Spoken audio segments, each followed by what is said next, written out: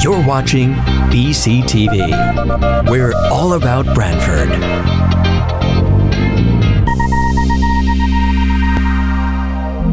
You're watching BCTV, Branford Government Television, a service of Branford Community Television.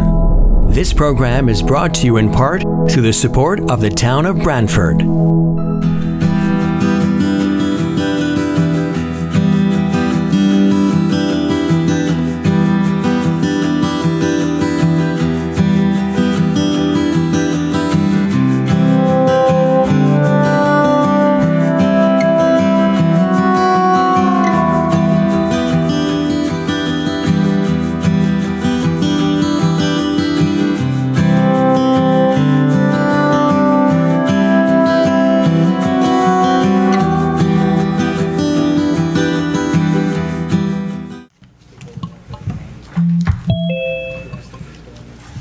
Okay, we're going to get started for the Town of Branford budget deliberations for the Board of Finance, Monday, March 22nd, 2021. And tonight, we'll be hearing from multiple departments with regards to the budget requests. We'll meet tonight and tomorrow night and Thursday night to hear all the departments. And the board will then meet individually in small groups and discussions. And then on Monday, we will have a meeting for the board to cut the budget, as we call it, and recommend a budget to the representative town meeting. They will commence their committee process, and then they will pass on a budget, and the amount of the budget will be no greater than what was recommended by the Board of Finance, although they have the ability to change within the budget line items and budget departments. From then, the budget will come back to the Board of Finance sometime in May. We will finalize the revenues and adjust for any expenditures, adjustments, and then we will set a tax rate, which will be passed on to the Finance and Tax Office in order to fund the fiscal year that starts as of July 1st, 2021. As far as the request for our board this week, there's a total of $121,552,768 that's being requested by all departments. That's a total of $3.3 million increase, or 2.8%. There's estimated revenues at this time of $17,559,000. So that would equate to $103,993,000 to be raised in taxation. By utilizing an estimated net grand list of $3.693 billion, that would equate at this time to a mill rate of 29.83. And we're at this point utilizing a collection rate of 95%. So that budget increase of $3 million is at the high level comprised of $1,767,000 requested by the municipal operating expenditures. Board of Education expenditures, they have a request in of 2.5% increase in operating. And the debt service is increasing by 1.66 million. So those are the highlights at this time, and we'll start off the public hearing process. And we are using Zoom. We are publicizing it through the cable TV, BCTV. We have the board in person here. We have representatives from RTM in person, and department heads will also be presenting in person. We will be accepting public input from folks with regards to the budget, as it is a public hearing. This is the one time during the year that the There is a public hearing process for the Board of Finance, and we welcome citizens' comments throughout this process. With that, I'll start off with a probate court on page 20. The probate judge. Welcome, Frank. Board members, good evening. My name is Frank Forgione. I'm the probate judge for the towns of Branford and North Branford. You have my budget before you, and there's two areas that I would like to highlight. You'll see an increase of about $750 for communications, WebEx conferencing. When the pandemic hit, we initially conducted hearings via conference call, those that were already scheduled, but within a few weeks, we were able to get new monitors that had video capacity as well as audio. So we've been conducting hearings full time on a regular schedule without really missing a beat. The WebEx has a monthly fee of $52 that we're required to pay, which results in an increase of $624 annually for our communications budget. That's why I'm requesting the increase in that area. The WebEx has been a wonderful addition. It's a secure platform. Sending out notices where people are able to access us audio, visual, or just audio, we're getting a much greater participation as well. The second area of increase, which is about an $800 increase, is office supplies. Approximately a year or two ago, attorneys were compelled to file all documents by e-filing, so they no longer send us paper. Unfortunately, we cannot maintain paperless files. We're compelled to download and print every single document that gets filed. Sometimes we have documents that are over 100 pages long. So that cost of increased paper is why we're seeking an increase in the office supply area. Other than that, everything is pretty much the same as last year. There's a minor increase for liability insurance only because insurance seems to go up every year. But other than that, everything else is staying the same. Thank you, Frank. Questions from the board? Charlie? Hi, Frank. Hi, Charlie. Good to see you.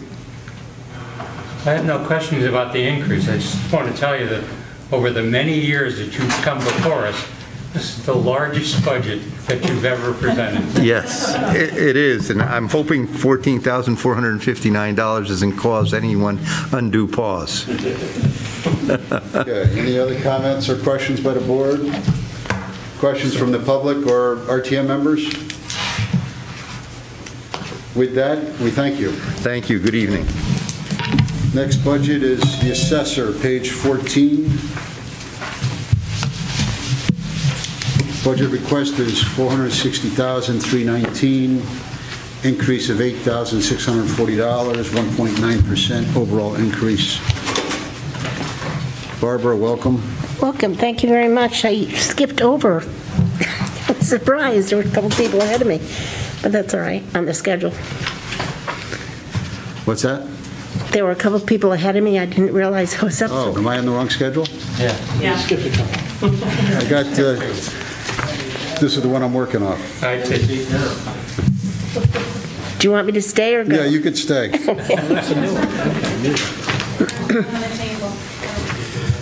Very good. Okay. I know. Moved to the head of the line. I was in Special, total Barb, so shock. that's what it is.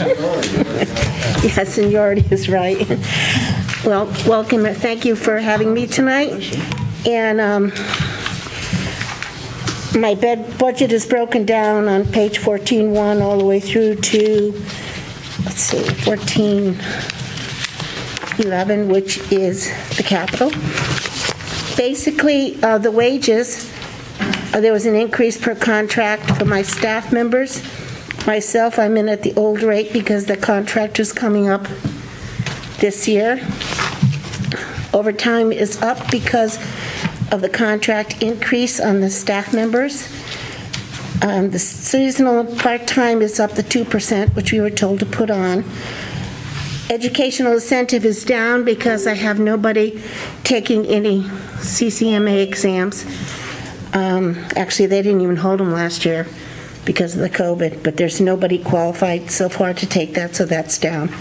Next is accrued payroll. The other adjustments were in appraisal services, and that's pretty much for the increased printing of the grand list books, the conversion for the motor vehicle tape.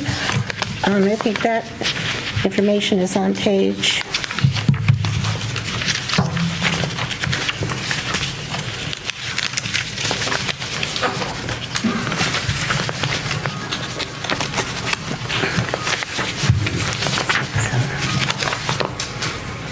14.7. That's where these are broken down, appraisal and professional services.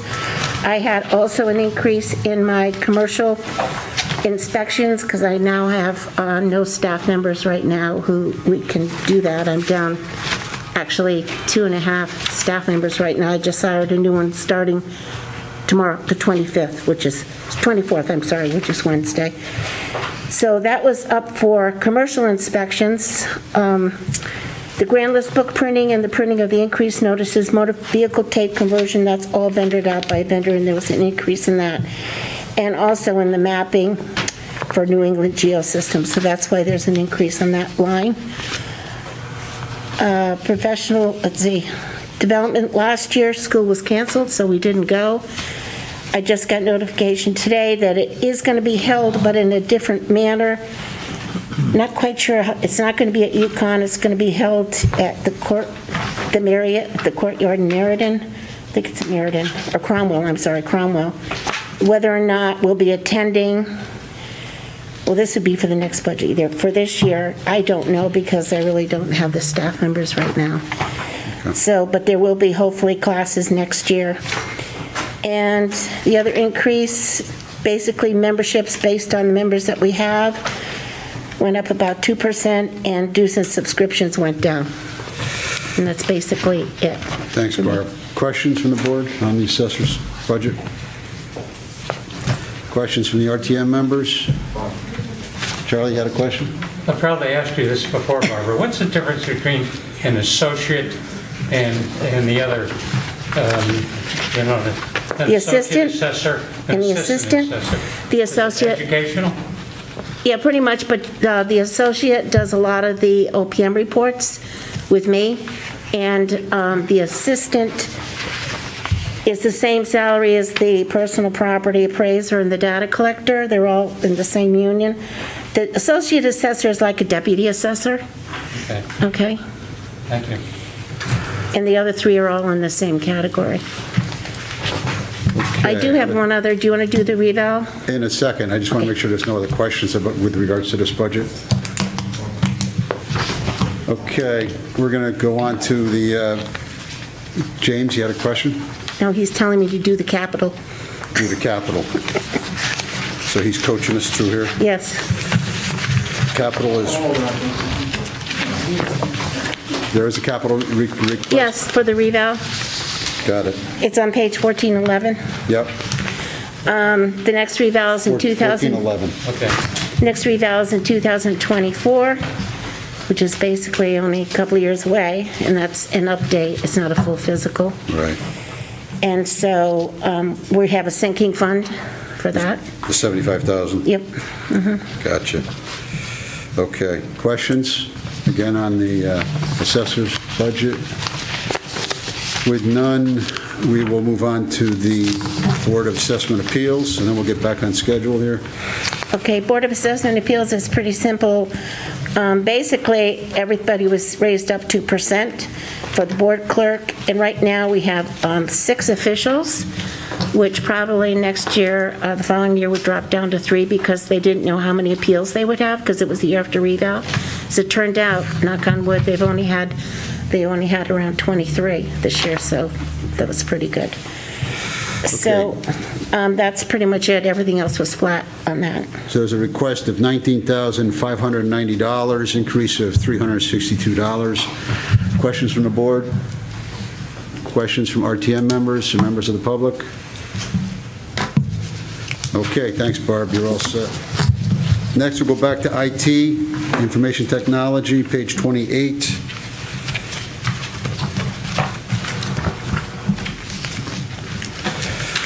Hi, Debbie. Hello. A total request of $919,320. Operating budget increase of $30,112. Okay, so most of the items stayed the same or slight increases as usual under purchase services for our various different contracts for software services, copier services, things such as that. The only increase this year really is in communications, which is page 28.5. There is a new item, item number 117, if you're looking at the spreadsheet, and that's TPX, which is our new voice over IP cloud telephone solution. So we're still kind of in hybrid mode. Some of the locations have moved over to the new system and some have not. So that money is in there to anticipate, hopefully by the end of the year, the majority of the locations will be moved over, and that will be the cost for communications. And what else? And then there is also an increase on page 28.5, item number 107, a new item that is CEN failover fiber circuits for $10,560, and that's basically for our fiber circuits to have a failover.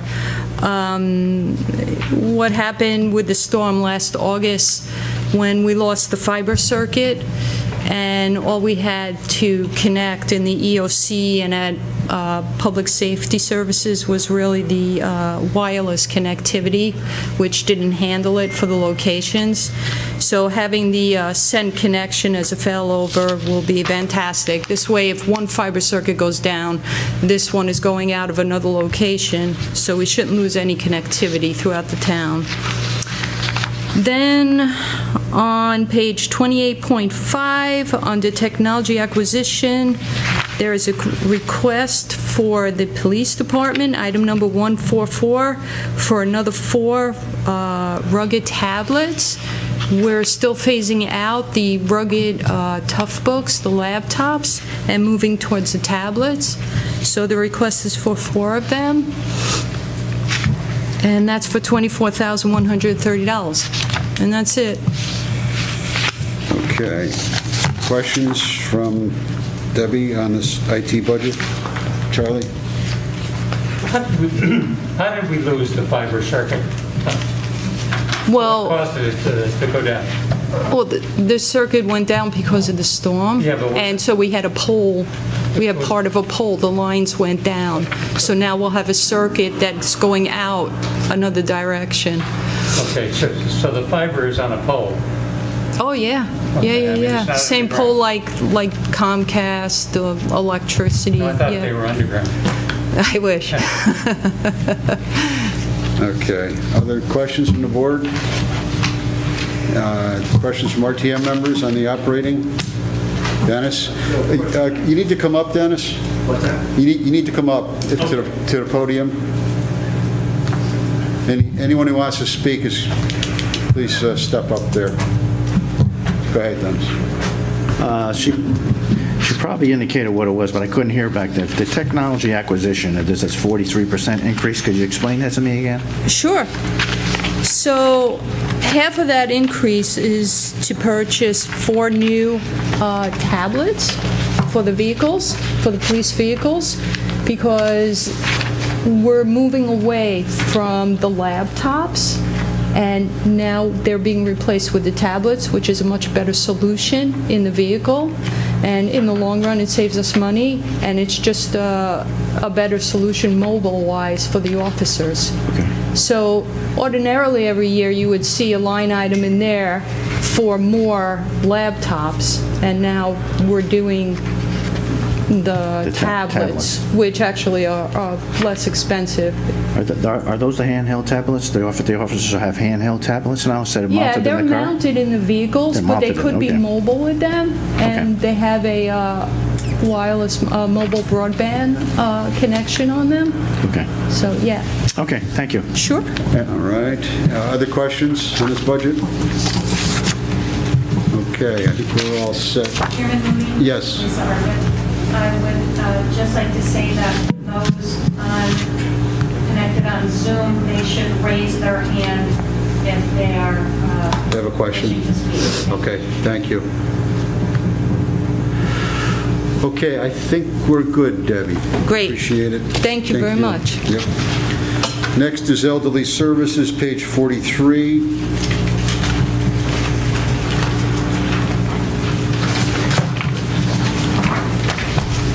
Hello. Welcome, Dagmar. Hi. Same old, same old. Yeah. So, request is for $446,432, reduction of $1,400 on the operating side. You know what, it looks like is there a typo on this page, Jim? Where? Doesn't look like it's, yeah, it is a, I meant to point that out to you. I think that's a miscalculation of a cell there.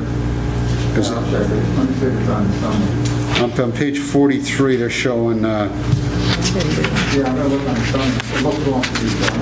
summary. okay. In the meantime, we'll let Dags present it. Yeah, hi. I'm not sure where your numbers went wrong, but on 43-1 is the summary that I put together. And our wages and salaries are all per union contracts and at the guidance of finance on the part-time. So there's a slight increase there. On the operating side, you'll see the decrease of $1,400. Yeah. And that's because we're replacing 2 of our vehicles. We put purchase orders in. We're waiting. It'll probably be a few more months till we take delivery of 2 new buses. So the cost of maintaining them hopefully should go down, but we still have 1 older bus that we'll need to keep on the road until the following year. But everything else I held the same. There was no increase. Okay. So,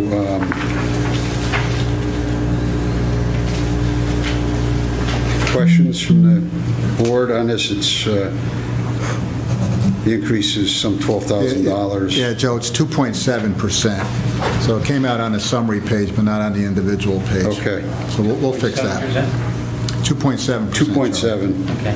What's the total increase, Jim, It is the 11,741. 11,741, okay. Not the other. Gotcha. Okay. Questions from Dagmar, Charlie? Dagmar, I wasn't aware that the elderly pay dues. Has that always been the case? Yeah, ever since I've been there. They pay dues. It's And how's that $8. assessed? It's $8 a year. Oh, it's a standard fee. Yeah, it's just $8 a year. Okay, thanks. Sure. Harry? Post-pandemic, do you see leveling off of your services or more services being provided? I think it's increasing. During the pandemic, we transitioned all our programs and activities to Zoom, and we're probably close to 70% pre-pandemic participation. And what's happened during the pandemic, we've done so many services and so much outreach to people. We've really increased the numbers of people that have connected with us. So I expect we're really going to shoot up once we're able to have people back in person.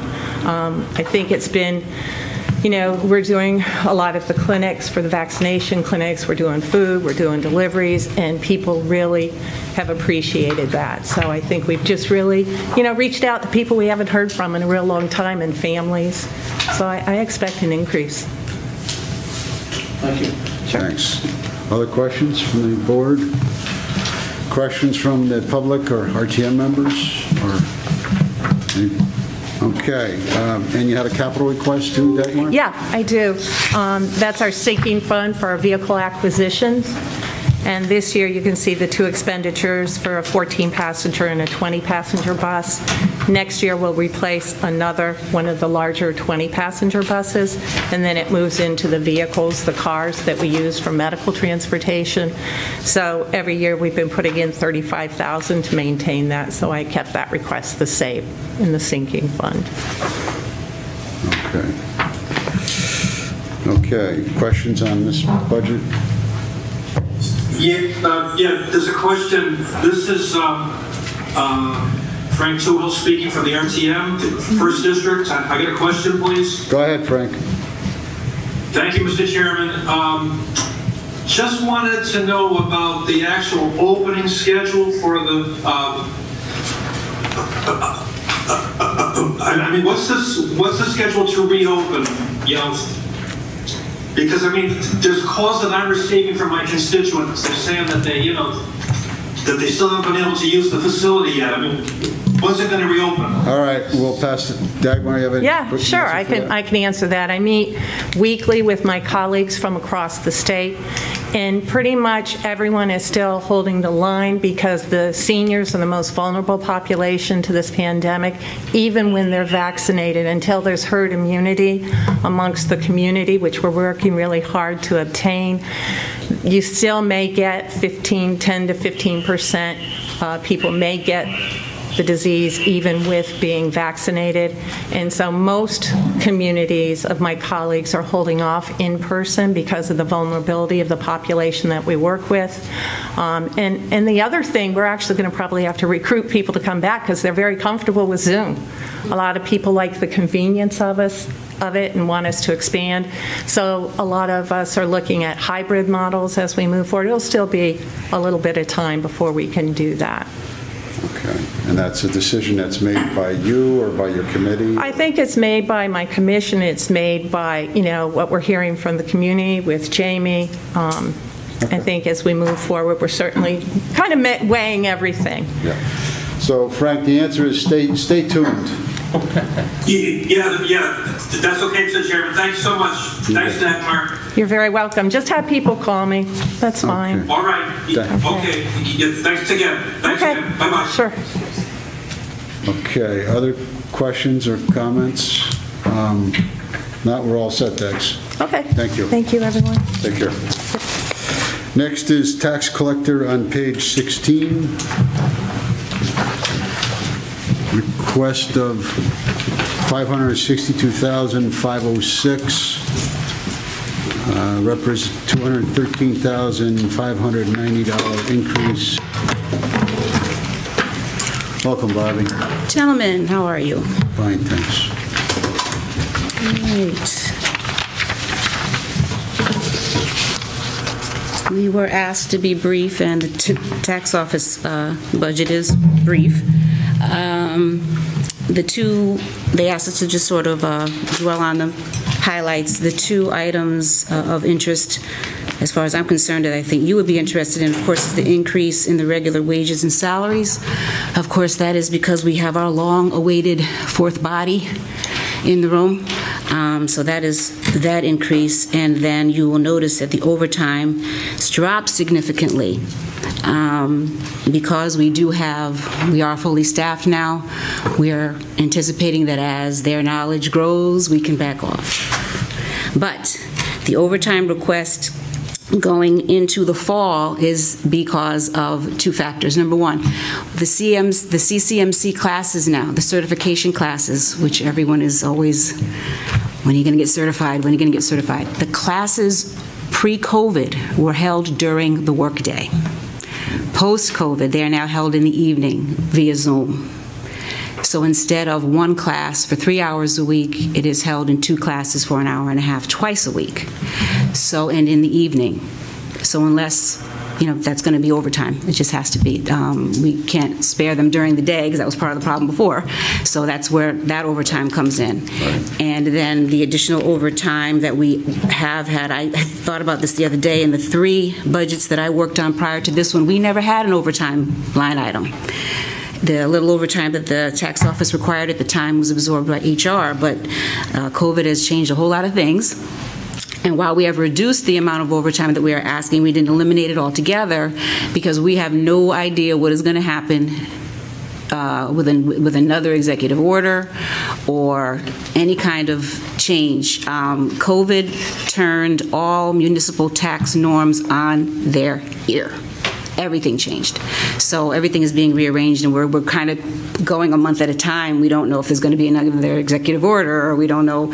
We're trying to put everything together. It's kind of flying by the seat of our pants right now. But with that, we should be a major reduction in the overtime need for next year. Okay.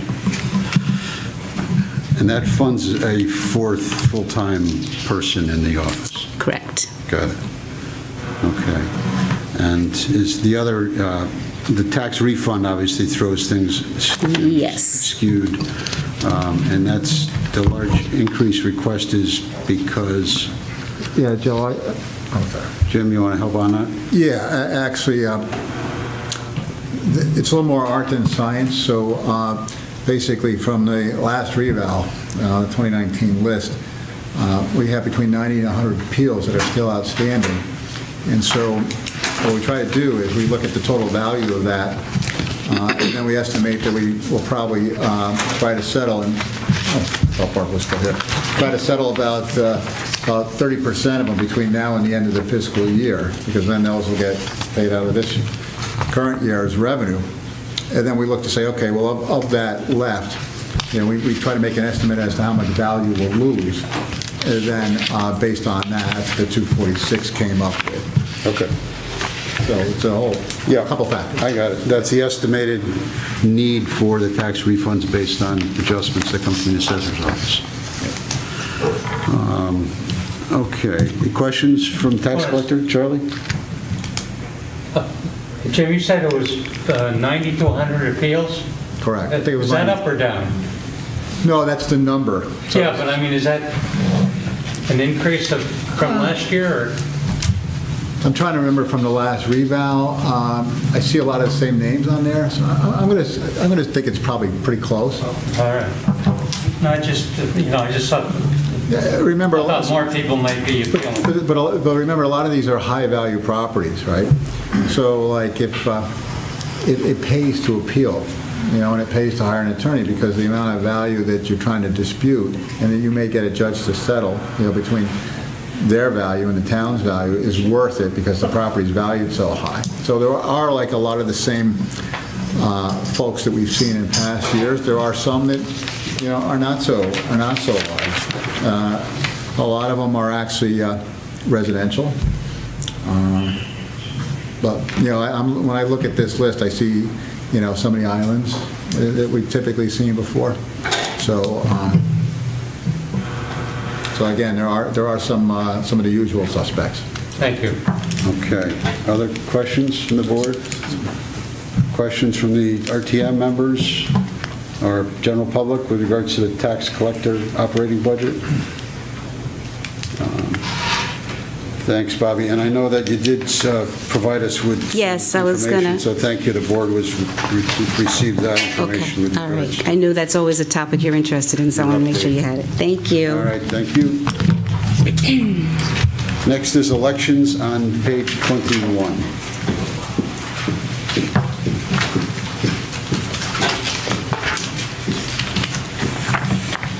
Request of $181,084, increase of $6,062.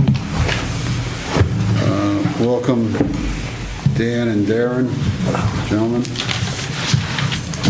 Good evening, gentlemen. Good evening. The line item I think we should look at is on the deputy register line. Where we're adding deputy registers to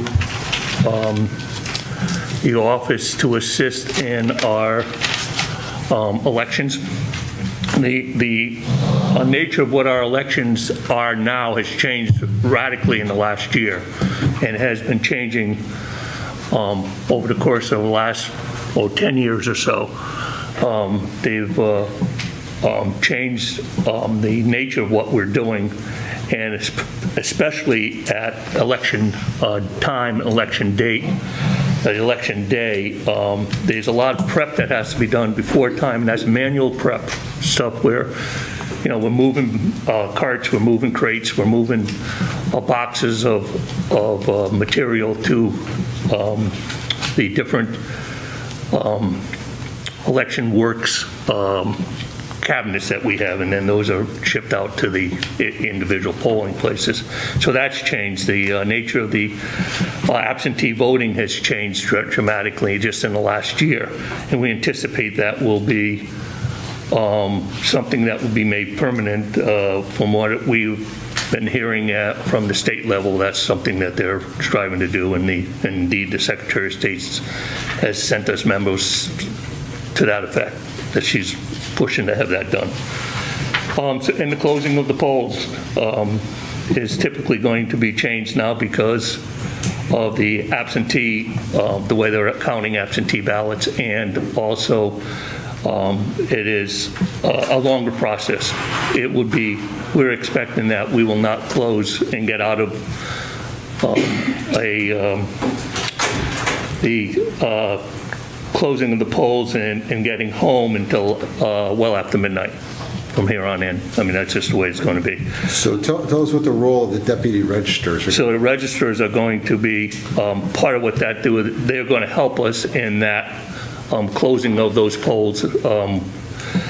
Typically what you have to do is you have to have somebody counting and totaling up the numbers on each of the polling places, but also somebody has to look at all those polling books that have come in and make sure that they're signed off on and they're certified and all that at each polling place.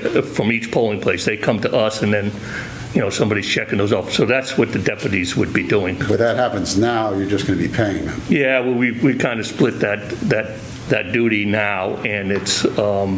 This would be new individuals? Pardon? This would be different people? 2 individuals, yeah. Each of us would have our own deputy. So it's like an assistant, a deputy? Right, and they're also there in the eventuality that one of us cannot perform the duty during an election. In the past, we've had a couple different times where the registrar could not be there at the election, and we kind of did a stopgap and filled in with some person who was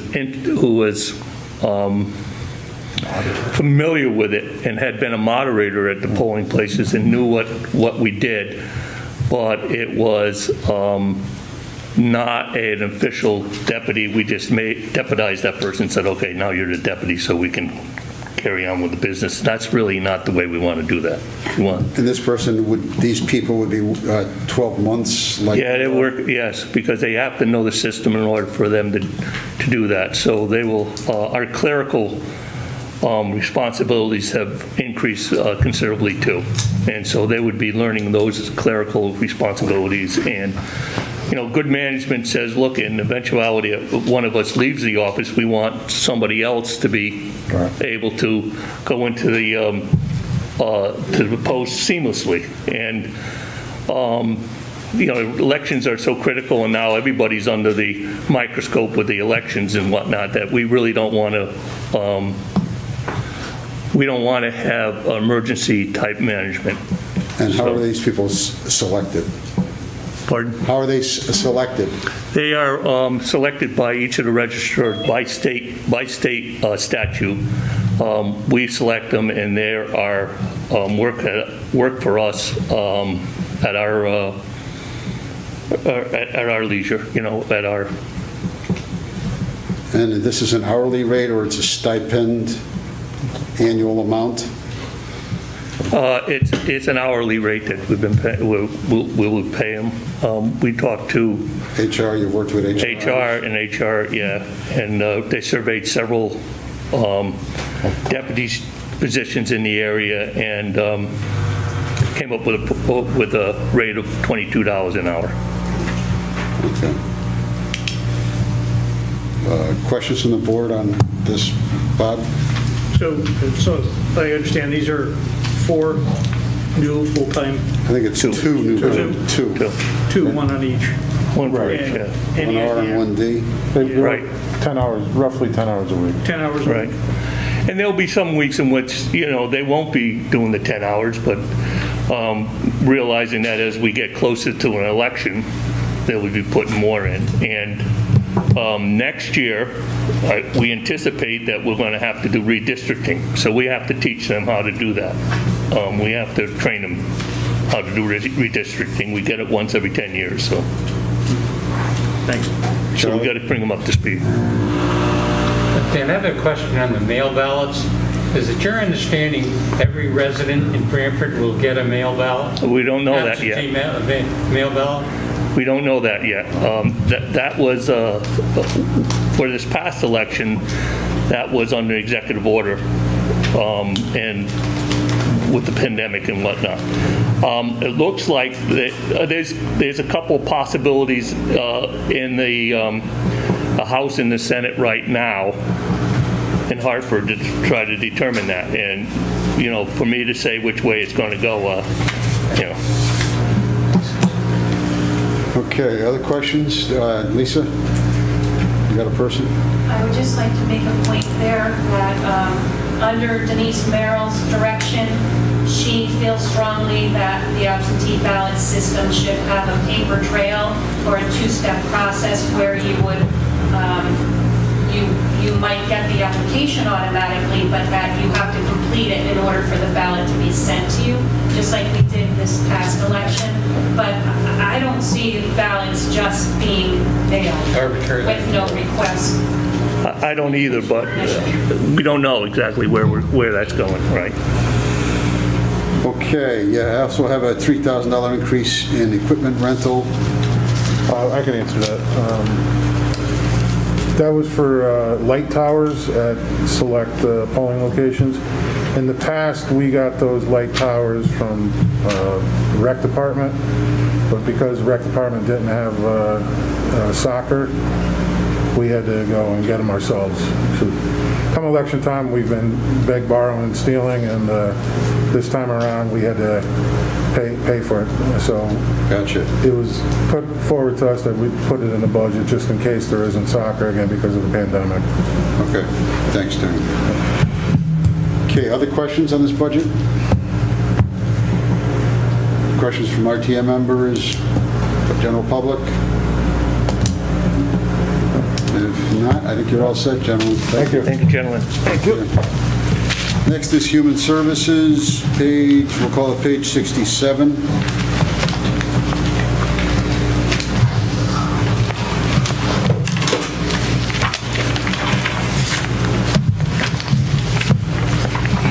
Welcome, Peter.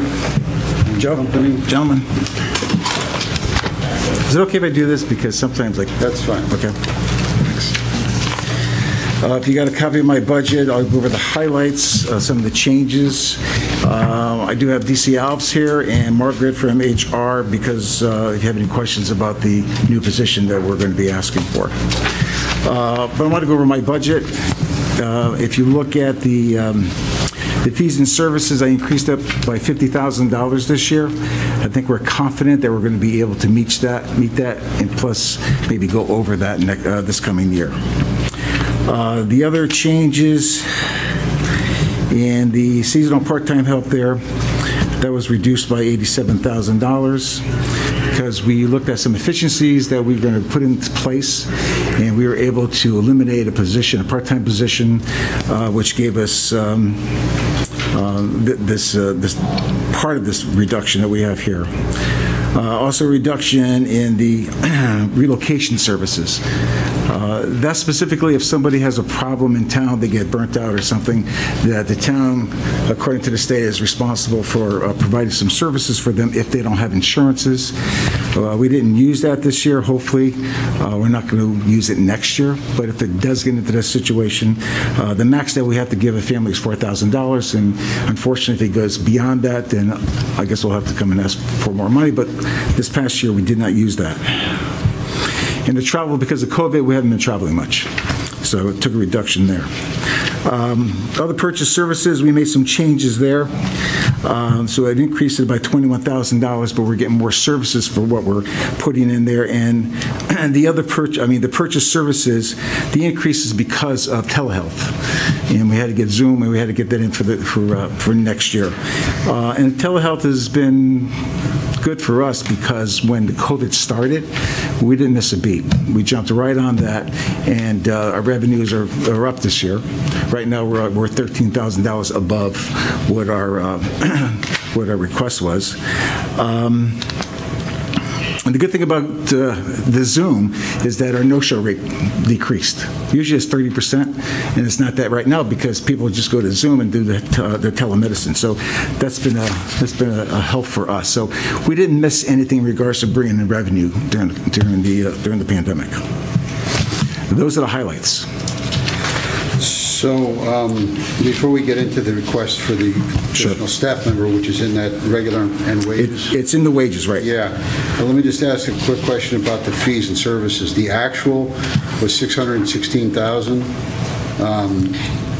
but you're actually budgeting $550,000? Yes. Okay. We feel that we can meet that, Joe. Okay, thank you.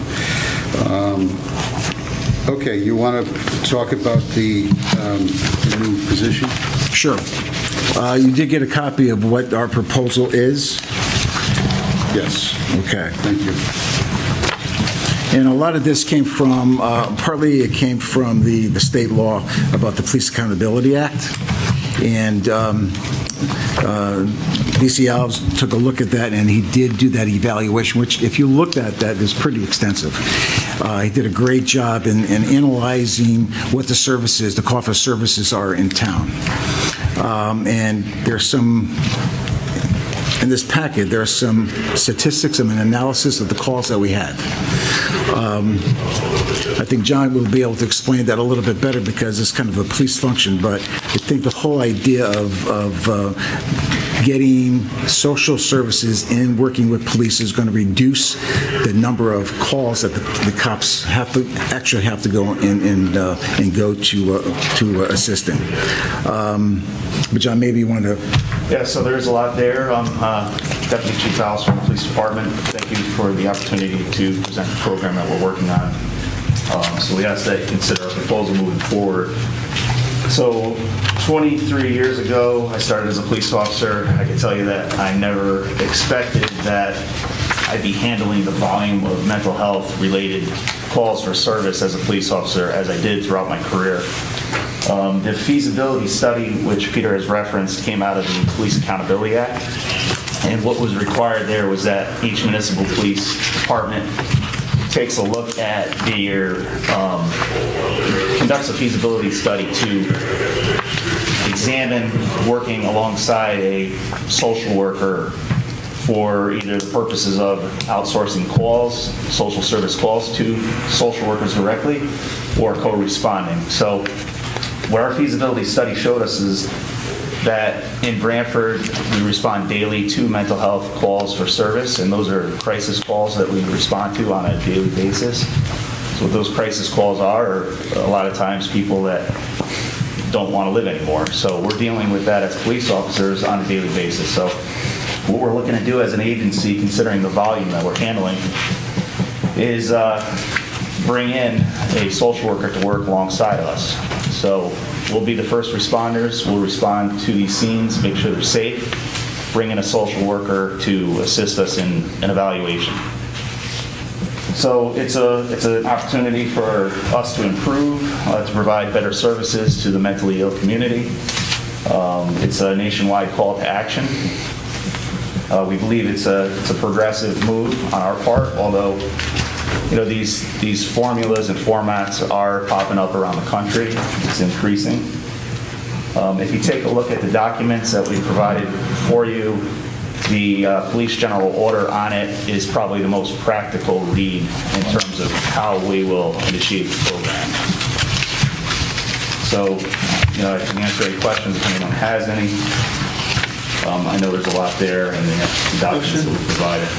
Sure. Harry? So this would be one person. Would you say that the majority of the mental health issues start at sundown? No, unfortunately, there's 24/7, correct. And it is one person, so that one person will help us for a certain period of the day, but it's certainly not 24/7 coverage. So we're far off from that. this is what we see as a starting point for us. And see where the program goes. We'll obviously reevaluate and reassess the program as time moves on and for its effectiveness. But this is where we've chosen to start. But then this person would be housed at the police department? Correct. They'd be working out of the police department alongside officers on a daily basis, and the oversight would come from the counseling center. Right. So would they be on call? There'd be an opportunity for that. Correct, yeah. We'd like that to happen. There'd be an opportunity for that, so maybe after hours or some weekends. So right now you think of starting with the one full-time and then probably be back next year for a part-time? Well, we'll have to assess it, honestly. The reason I'm telling you that, many years ago I was a social worker at Yale New Haven Emergency Room. Part of the duties, I was assigned to the New Haven Police Department. So I would go out on calls. And that was many years ago. Right. So here we are, many years later, and I think it's a good thing, but I think it's going to grow. It definitely could grow. Yeah. I mean, from a Board of Finance, I think we're looking at the first step of services, and how they're developed between our elderly and other community services that we oversee. Right. Yeah, I think you're right, Harry. It wasn't meant to be a speech. It was I knew what you're sort of going through with it, and commend you for making the recommendation to the group. Thank you. Thank you, Harry. Bob? Yeah, Deputy Chief, so the way I see this, you've probably done some research and found the peak times, maybe 12 in the afternoon to 8 in the evening, and that's what you'll place them in those shifts. And then, as Harry's indicated, I'm sure there'll be some overtime in here because, it could happen at any time. It doesn't necessarily happen between. Correct. And Margaret and Peter can address the overtime issue. But to answer the first part of your question, the calls could happen at any time, day or night. The need is there 24/7, 365. We don't anticipate the program moving to a point where every call for service we go on, we're trying to call the social worker out. We don't actually even need that, to be honest with you. A lot of these calls are straightforward. We get there, people tell us straight up, I need help, I got to go to the hospital, I need assistance, and that's what we deliver. We get on an ambulance, we write the paperwork up, and a lot of them are very straightforward, but there's other calls that are a little more difficult, and sometimes that decision is tougher to make. And that's where it'd be nice to have a professional alongside us, helping us to make those decisions. So that's hopefully the model that. You would also work with fire services, obviously. Yeah, there's, the follow-up is another huge part of it for us as police officers. We don't do any follow-up, so you don't get follow-up from us. But at times we see families or individuals that are having problems, and we know they're on our radar, and this would be an excellent way for us to be able to say, we got to get somebody over to this house, we can get them connected with services, maybe that'll help reduce repeat calls for service or other events there that don't go as well as we like. Let me see if I can, let me elaborate on some of this, Bob, because the social worker is going to be working for the counseling center. Counseling center doesn't do overtime. So what we do is comp time if the need be. What we're hoping for is that it's not going to be in a situation where overtime is going to be needed, because the idea is that they go on the call for service, okay, and then they make a resolution at that time, okay? And this is the skill set that that we'll teach them, because we want them to go there and if you look at the packet there, the expectation, my expectation if somebody's going to go on call there is to assess, okay, develop a plan, implement the plan, and do the follow-up. All right. If you're good at this, you can get this done pretty quickly within a half hour. It depends on what the situation is. If you've got a skilled person going out there, they know what they have to look at. They know what they have to come up with. So we're going to try not to do any overtime, but if it happens, because the expectation, even with the people at the counseling center, if they're dealing with the crisis, they stay there and they deal with the crisis until the crisis is resolved. okay, or is passed off to somebody else who understands or is part of that. So hopefully that's not going to happen that often. And how they're going to work is going to depend on how often or where the calls are coming in, you know. And these guys have great analysis of the number of calls and what times they are. And we're going to adjust that person to work that shift. So it could be a 12 to 8, could be a 10 to 6, or whatever it might be. I don't think we see a lot in the overnight, on the overnights, okay? If it's something like that, it is probably just a black and white thing where, okay, the officer can make that decision. The important piece with this position, though, is the follow-up, okay? We don't expect the cops to do the follow-up. They're not the social workers, so we're the social workers. So when we go there and some decision was made, the follow-up is the important piece so there won't be the calls again, okay? And that's the important part of it. And the social worker will do that with the support staff. My case manager will assist in doing that.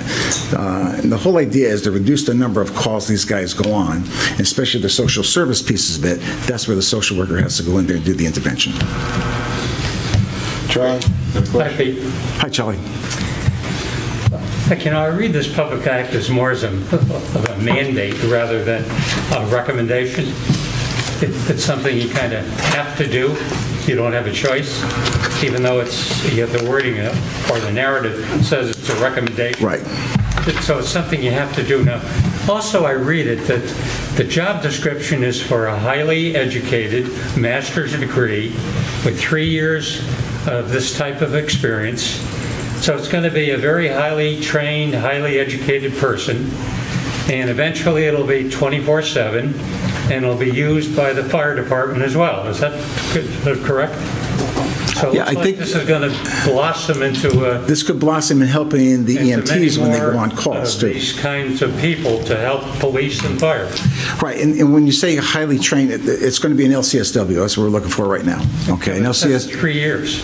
Right. Plus 3 years. Well, that's what we want. Usually this kind of work. Well, usually when even we like social workers at the counseling center have at least 2 years experience, okay, because you want to get somebody who's kind of got their feet wet. This here is a different type of thing. They're not going to be doing therapy. What they're going to be doing is assessing.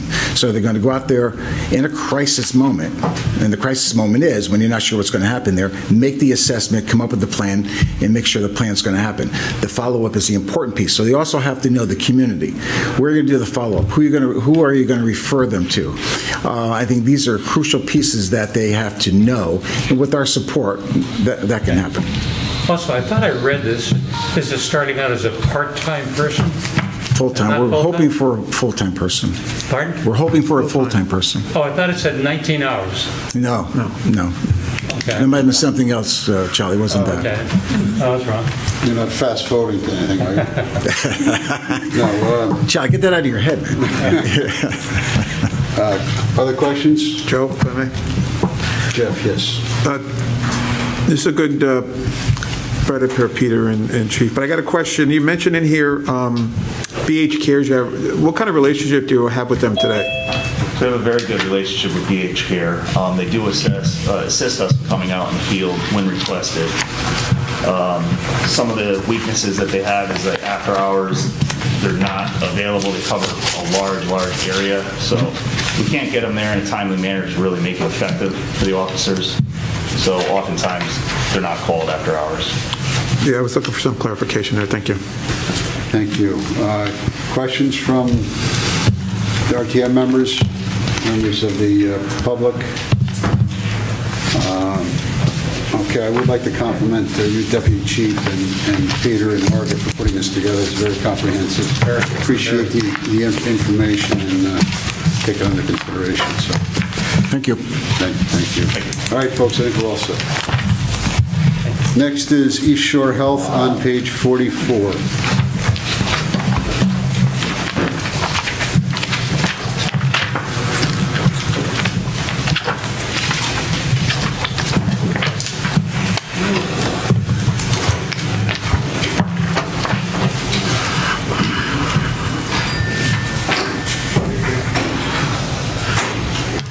Michael, how are you?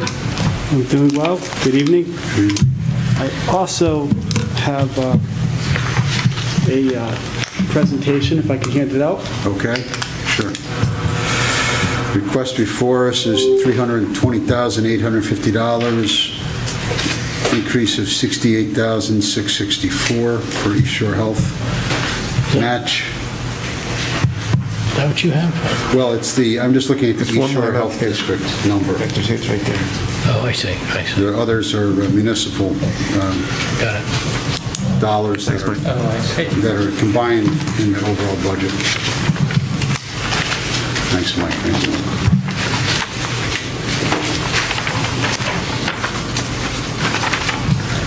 Michael, last time you did this, your arm was like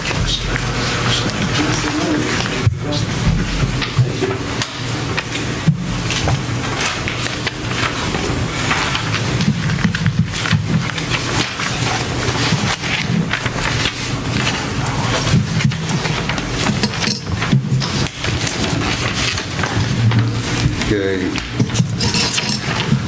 You ready to go, Mike? I am. I also emailed this information out within the last hour to the RTM members. Okay. Okay. So let me first, if I can, before I jump into the presentation, in your book, you have a one-page outline of our budget. And if I could take you through that very quickly and then jump into the presentation I just gave you.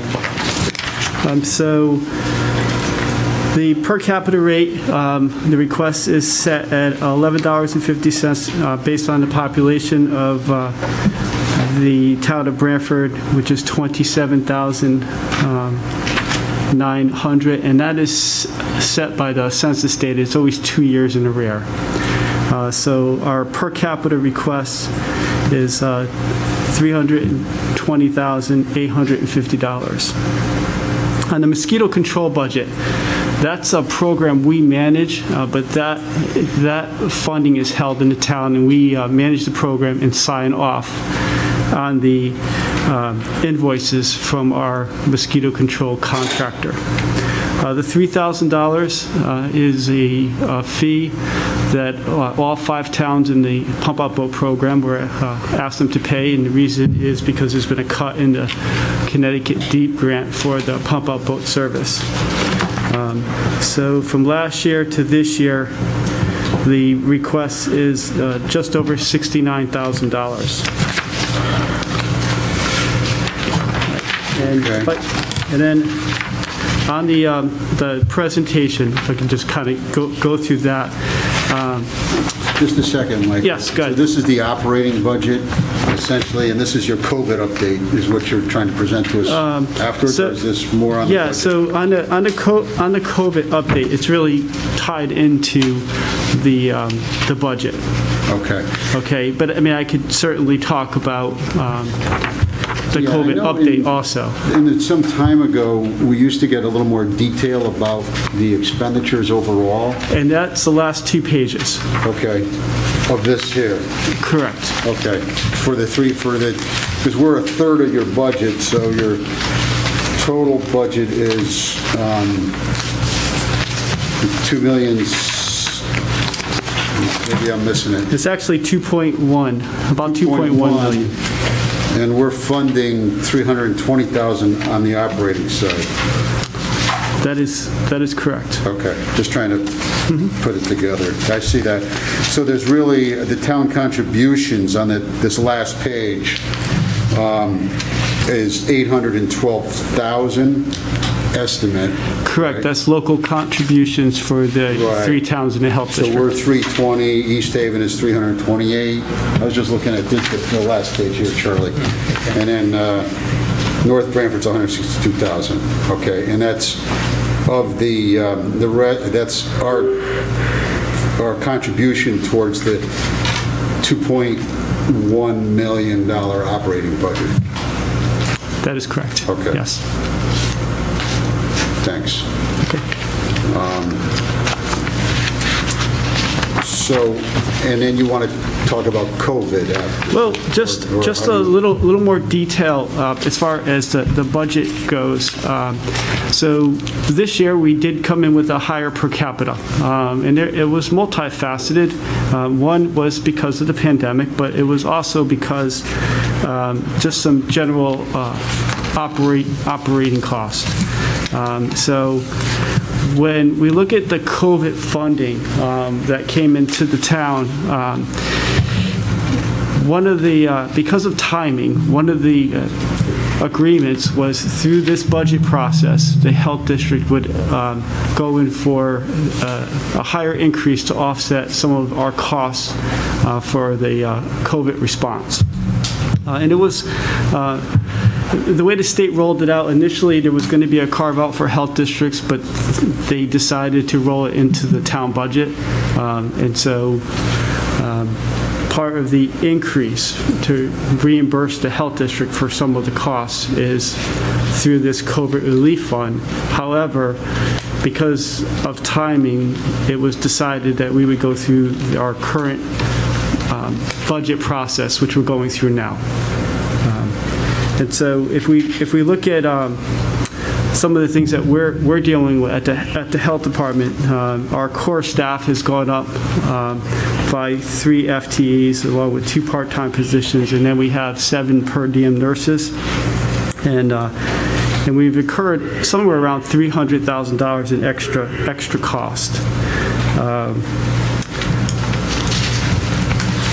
We're also seeking public health accreditation. Talk a little bit about that in a minute. And then one of the things that came up in some of our other town presentations, and I just wanted to let the town know that as far as overtime goes, we do not pay overtime to our employees, they're professional employees, other than our unionized staff. Through contracts, we have to pay them overtime. The other, as we layer through our budget, our revenues are down. We do a lot of fee-for-service. I mean, so if you look at the health district's budget, it's multifaceted. It's state contribution, local contribution, fee-for-services, and grants. And so on the revenue side, just because of the pandemic, we're not seeing fairs and mobile vendors and some of the other swimming pools, travel clinics, some of the other things that we do, so our revenues are down. The other thing to point out is the state cut health districts by 8% during the pandemic. So our per capita funding was actually cut 8%. And if we look at real dollars on what we received for 3 towns, it was $134,566. On the next page, I just went through the history of the per capita, and in general, the per capita, the board of directors and I have worked really hard to keep the per capita to a minimum. Although this year we did ask for an increase, just because, again, because of the COVID response, and also some of the fees are up, and a few other highlights that all came together in the last few years is our MRF. We're on a MRF plan like the town, and as you know, that's a significant cost. There's an increase, and we also had to migrate our program that was grant funded, but because it's now more than 5 years, we had to migrate those folks over to the MRF plan. And the way the MRF plan is set up, we needed to hire some full-time people for the pandemic response, and all those individuals had to go on the MRF plan. So that was another cost to us. Our health care, while we did save some funding on our health care by going to the state plan, we had more people join the health plan because it's an attractive plan, so there was really no net savings. In fact, it cost us more money. To offset some of our costs, one of the things that sometimes we do is we raise fees, fee for service, but we clearly can't do that in this stage of the economy. It would not be fair to our businesses. And with public health accreditation, it's national accreditation, and we're moving towards accreditation because right now a lot of the grants that we seek ask a question, are you seeking or are you nationally accredited. At some point, it's going to be, in order to even apply for a grant, you're going to need to have that certification. And there was a $25,000 investment, and then there's an annual fee for $56,000 for national accreditation. We've actually been going through the process for several years. COVID has delayed it a bit, but if all goes well this fall, we should be finished with national accreditation. And then, in general, what we're asking is an investment in local public health. Clearly, the state is not investing in local public health like we would like. They actually have cut us. And if we look at the true funding that the state gave us for the town of Branford, it was just under $53,000, and that doesn't even cover a full-time position. And then on the last 2 pages is just a little bit more detail that we just discussed. So for reference, Michael, you have a board of directors or executive committee, or how does that work? So we have a board of directors that are appointed by each town. And then within our board of directors, we also have a finance committee that we meet for the budget. And who are the representatives from each town for the board? So the board. So are you talking about for the entire board or just for the? For the board, yeah. You said you had the board of directors. Yes. And who so just for the town of Branford? Or yeah, you can start with that. Sure. It's Darlene Zimmerman. Zimmerman? Mm-hmm. Okay. Elaine Anderson. And Sue Addis. Sue Addis? Yes. Okay. So there's 3 from each town, is that what it is? Or? So it's based on population. So there are 3 from Branford, 3 from East Haven, and 2 for North Branford. And how it is with the Connecticut general statutes, each town gets a member for every 10,000 or portion thereof. And North Branford is about 14,000 people, so they only get 2 representatives. And they're selected in what fashion? Every town process is different. Some towns it's through the selectman or mayor. Other towns it's through the council. So it really depends on the form of government. In our district, we have 3 actually different forms of government. And ours is appointed by the Board of Selectmen, Jamie? Correct. Okay. Thank you. Question? Sure. Harry? Yeah. Contractors. Could you define what you utilize? What type of services the contractors? Yeah, so you have the per diem nurses, several students / contractors incurred $300,000. Yeah, so there'd be per diem nurses. There is our FAB accreditation coordinator. We have a CPA that we consult with. We have an auditor every year that does our audit. We have, for our emergency preparedness grant, we have a contractor. So it's a MRC, a Medical Reserve Corps contractor. That's it? Generally, yes. Okay. Charlie, got a question? Yeah, Michael, I'm looking at the East Shore budget request and the per capita rate. And it looks like from 2010 to 2020, the per capita rate increase was from 3% to 3.5%. This year it jumps to 28%, from 3 to 3.5 to 28. Mm-hmm. Now, does the state of Connecticut set that rate? No, the per capita rate is set by the board of directors. So your board set it? Yes. So you increase from, say, 3 and 3.5 to say percent up to, say, 28%. That is correct because of the pandemic and also some of our expenses. If we go back to the funding that the town received was $1.8 million in COVID relief funding between the Board of Education and on the town side. And on the town side, some of that funding was allocated for health districts. And that was about $311,000 came to the town for public health COVID relief. Okay, so maybe walk through that for us. So that money came through in this fiscal year. My understanding, and I think Jim Finch, who was involved, could explain it a bit more. My understanding, it's through this fiscal year. Yeah, that's what I'm saying. It's in this fiscal year. So how does that impact next fiscal year for them, Mr. Finch? I have a slightly different take on it, respectfully. Okay. I'm sure you do. But again, it's not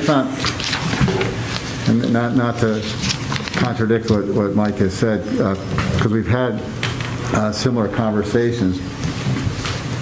I think when you look at what's presented here, and I made a couple quick notes, I think you have to look at it in two buckets.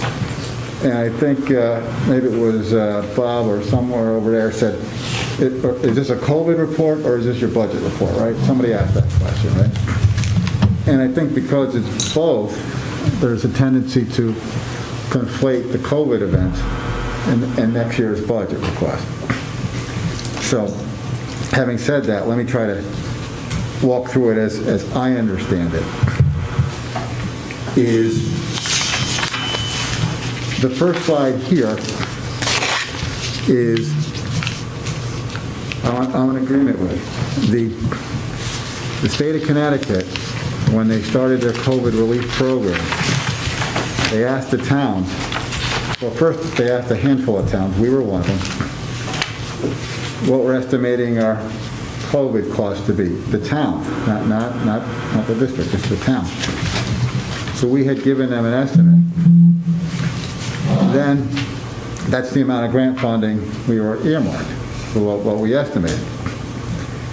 And as I reported to this board, the OPM set up a very cumbersome process where you had to go into this portal and you had to enter everything invoice by invoice. Well, as you might expect, there was a lot of unsubscribed dollars left in the state's coronavirus relief fund. And so the state was coming up to a deadline where they had to report to the feds.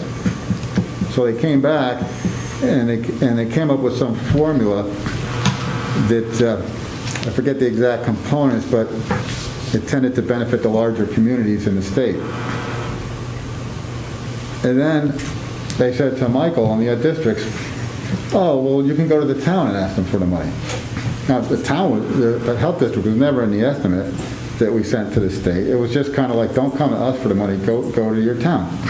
Well, if we had a health department instead of a health district, well, then those numbers would have been in the original estimate, which we would have given to the state. So the problem that I saw was, how's the town of Branford going to give money to the district in the middle of a fiscal year? And in order for this to work, we'd have to have an agreement with the other two towns. Because otherwise the whole per capita system, which the whole thing is based on, would be off base. So my thinking was, for ease of administration, if you were running out of money, remember I asked if you had enough cash to pay your bills. Mm-hmm. If you were running out of money in next year's budget process, there would have to be two pieces in my mind. One, their normal operating budget, and two, some number to replenish their fund balance, which would have got used by the fact that they were spending money which they weren't getting in return for coronavirus funding, right? And I said at the time, and we agree on this, the advantage of that plan, and Jamie was part of the conversation too, the advantage of that plan is, while no one likes the result, they can't dispute the process. Because everybody knows they go for a budget and it's on a per capita, no one disputes that process. If it was done during the middle of a fiscal year, we'd have to get, all kinds of agreements in place. So North Branford agreed that was a good approach to take. Now so that's COVID. Now we have this budget request. The budget request, as I understand it, is being driven by a couple of things that Mike has presented to you tonight. Revenue fees are down, okay, because of the activity with restaurants. There's no appetite to raise the fees because the restaurants are suffering. The per capita funding from the state is down, and I believe you're increasing your FTEs by 3 full-time positions, correct? Correct, yes. So there's a staff increase, right? And I'm not saying that that's good or bad, but that's what's driving it. You have the MERS increase on the pension, and the health benefit program, when they went to the partnership plan, as Mike said, they originally saved money, but because they saved money, the employees saved money. So then you had adverse selection where people who opted out of the health district's plan came back into health district's plan, and then you have the benefits for the 3 people that you're adding. So all of that is driving the budget. So I'm looking at it like the COVID funding the town received was in the old year, and to the extent that that depleted the fund balance, if the request is to put it back to a level pre-pandemic, then that's really a one-time expense. But all the other items that have been listed here are going to continue, if that makes sense. So I think there's like 2 different parts. So so the fact is that the monies that came to the town were essentially not targeted to East Shore Health District because they weren't part of your estimate when you originally submitted monies to OPM. And most of the drivers, their expenditure increases are non-COVID related, even though you know you have to increase services with the FTEs. Mm-hmm. So, and none of this $11.50 per capita is for reimbursements. It's really for prospective new budget dollars. Yeah, yes. Okay. Yeah, and we said we would reimburse if the fund balance got depleted. If there was and we want to make sure, because there was a couple of times during the year I said, do you have enough cash? Right. So what do you think your operating results are going to be for June 30th of 21? So between now and then, we're estimating about $300,000 that are going to be depleted, that we're not going to recover. And just now and the end of the fiscal year.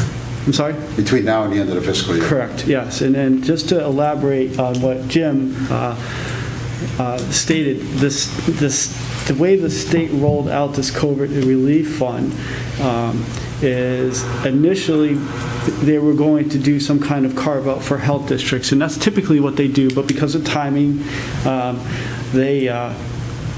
they basically told the health districts, yes, we have to go to the town. The town never had an opportunity to put it into the budget, but the state doesn't see it that way. And so that's kind of, so it's created an issue for us.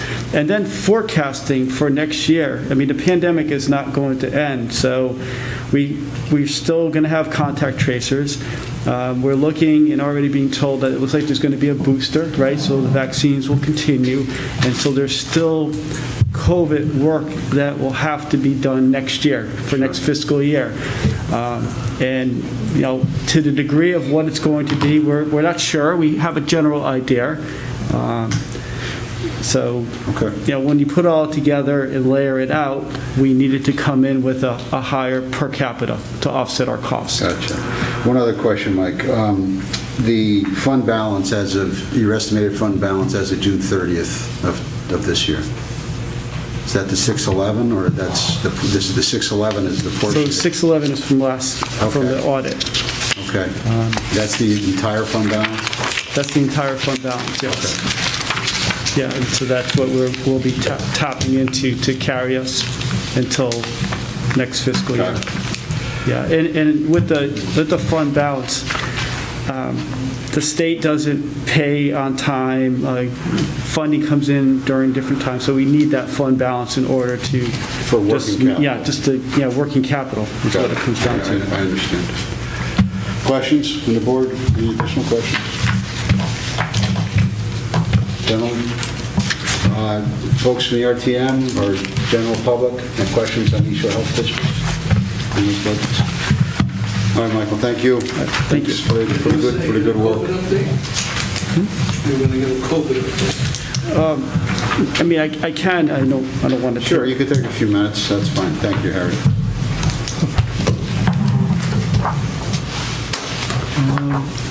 Let me start with the vaccination rates in Branford. On the vaccination rates, for first dose, 75 and older, we're at 93%. For 65 to 75, we're at 94%. And if we look at our general population, we're at 38%. So Branford is actually leading the charge across the state for vaccination rates. So we're doing a very good job. It's multifaceted. While we've done a lot, I have to give several people in the town a lot of credit for helping us out. Dagmar and the Senior Center program, Trista, and some others who've really helped us out. We have a meeting every week with Selectman Cosgrove and his staff. So it's been a group effort. Now we're doing homebound population, and Chief Mahoney and his staff is helping us out. So the take-home message with the vaccination rates is we're doing well.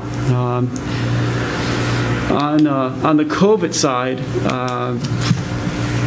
we're about 2,100 cases since positive COVID cases in Branford.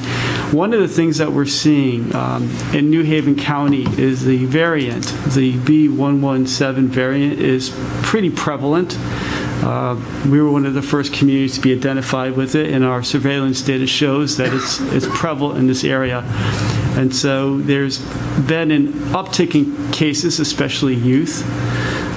Our positivity rate is about 5.9%, which is about double the state rate. If we look at where we rank as a community, we're number 4 in the state of Connecticut. And several of our adjacent communities are also in the top tier. And so what that tells us is we're not going down at the same rate as the rest of the state. And that is a general trend in New Haven County. If you look at our hospitalizations and where we stand as a county, so that's just indicative to what's happening. And our positivity rate is about 36.2. So we'll have to see how the data trends in the next few weeks. But right now, we're seeing an uptick, but we expect it to go down in time.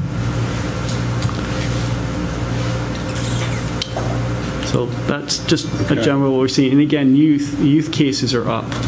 First time we've ever seen age populations 19 and below, and it's impacted on many of our schools and daycares. All right, thank you, Michael. Appreciate it.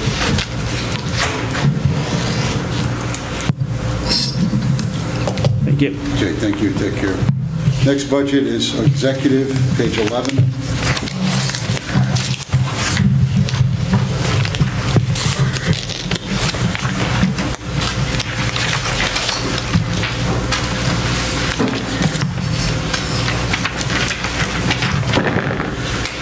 Request is for $270,946, increase of $1,541. All right, thank you, Joe. So as you can see, the only changes are for the executive assistant position, which was a 2% increase, as well as the board clerks and the part-time position. And then under the non-personnel items, there was just a $250 increase for cost membership, and that was an increase over last fiscal year for membership. If there's any questions. Questions from the board in regards to this operating budget? Questions from RTM members or general public on the operating budget request? Okay, you got off easy on that one. Let's see, you got this coastal resilience fund? Yeah, coastal resilience fund. We gonna get a presentation on that? That will go, as you know, that's our increase to 310,000 over last year, up from 306. Any questions regarding that?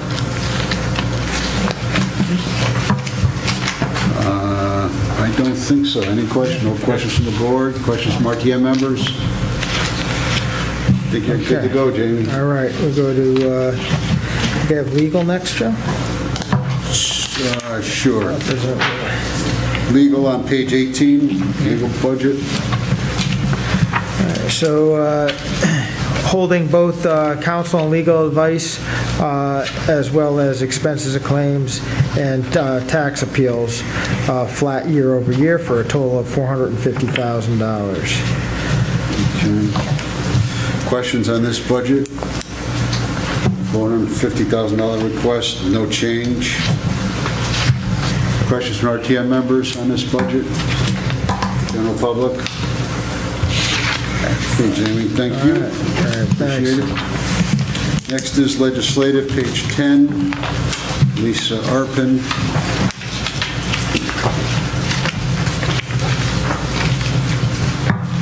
Request for legislative is $18,294. So we're on page 10 in the budget book. The total personnel is $10,444, and that represents the RTM moderator and 2 clerks with a proposed 2% increase. And on the non-personnel side, there's no change, $7,850. So overall, it's a 1.1% increase or $206.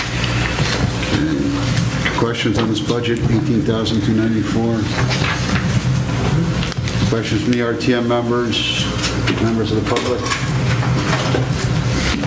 Okay, thank you. Next is town clerk, page 17. Budget request $273,266. Total personnel is $244,831, and that's up 2.4% over current year, and that represents 3 full-time union employees in the town hall bargaining unit. And it's a proposed increase for the town clerk of 2%. And just a notable point of interest, we had a 20-year veteran retire in July, and we thank Jane for her service, but we did gain a seasoned veteran with 26 years of town clerk experience, and she's a fully certified new hire, and she's working out well. And then on the non-personnel side, we are down $800. That's a 2.7% decrease from current year, or $28,435 total non-personnel. And the total request for the town clerk department is $273,266, and that's a 1.8% increase over this year. I want to point out just a couple of department facts that are worthy of pointing out. As you know, the housing market is blowing up because of low interest rates.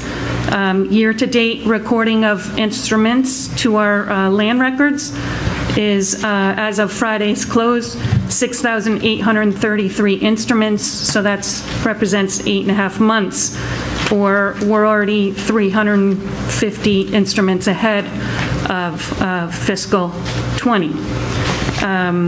So if the average recordings remain as they are now, we are on target to see a 60% increase in the number of instruments recorded overall for fiscal 21. This is a fun fact about Zoom hosting. I have set up and hosted close to 100 Zoom meetings since the pandemic hit. So when you see board clerk stipends, you got your money's worth, trust me. And then some. Thanks, Lisa. Year-to-date town conveyance tax revenue is currently $475,200, or $21,000 ahead of, or just shy of all of last year, and we're on track to increase about $175,000 over last year, or up 35%. And obviously that's due to the influx of people coming into Branford from other states. We have an online portal that is a revenue source, and there's an obvious increase in that due to land record usage remotely. So right now we're at $19,300, and we're on target to be up about 48% over the budgeted amount of $14,000. And then elections talked about the uptick in administrative functions. We issued absentee ballots for the primary in August for 3,513 voters. Of those, 2,412 voted. And then for the November 3rd election, we issued 8,028 absentee ballots versus 7,645 were actually voted. And that compares to the 2016 presidential election was 1,382 absentee ballots. So we did that with, we hired 2 part-time people, and we got it done in a remarkable fashion, and I thank the staff for that. It was a very trying time. So the question before Charlie asks is that the budget estimates for revenue on page 17.3 are conservative? Yes, they are. Okay. Right, Charlie? Let's see, marriage licenses are up. Right. They are up because surrounding towns, if the town clerk's office was closed, there was an EO that covered that we could issue marriage licenses to be used in other towns as a reciprocal situation. Okay. And when it says estimated 350,000 revenue increase, that's above what was estimated?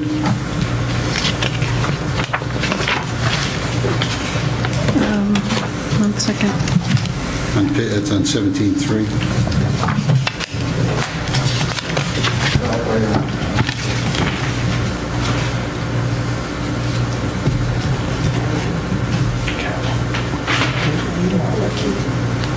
Which number were you questioning, When Joe? it says explanation of major variances, it says estimated $350,000 revenue increase in real estate conveyance tax due to uptick in property sales during the pandemic. Oh, that's a typo? No, we're, so we budgeted 400,000 in current year.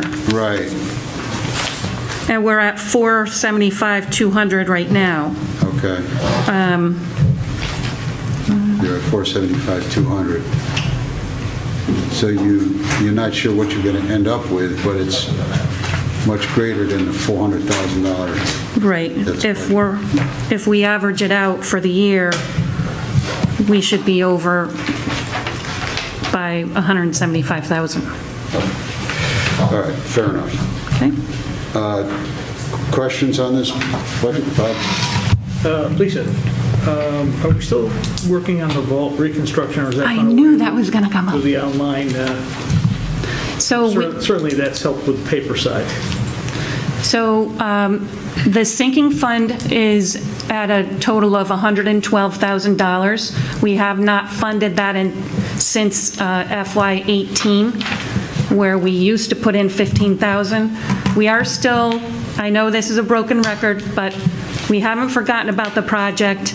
And just recently, GGB sent out for a quote for a fire suppression system for the 2 vaults. The quote was $41,200. The other items are logistical nightmares because we have to keep the vault open to the public and have the records accessible to the public because our digitized records only go back to 1991, and most title searchers need the records to go back, that need their searches to go back 40 years. So from volume 100 to volume 400, we would have to have those books physically available during the construction project. And that's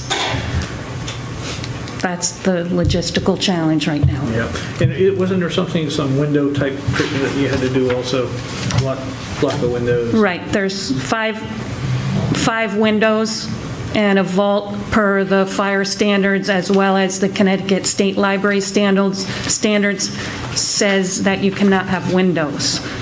We were cited back in the 70s, but the state library has never come back at us and said,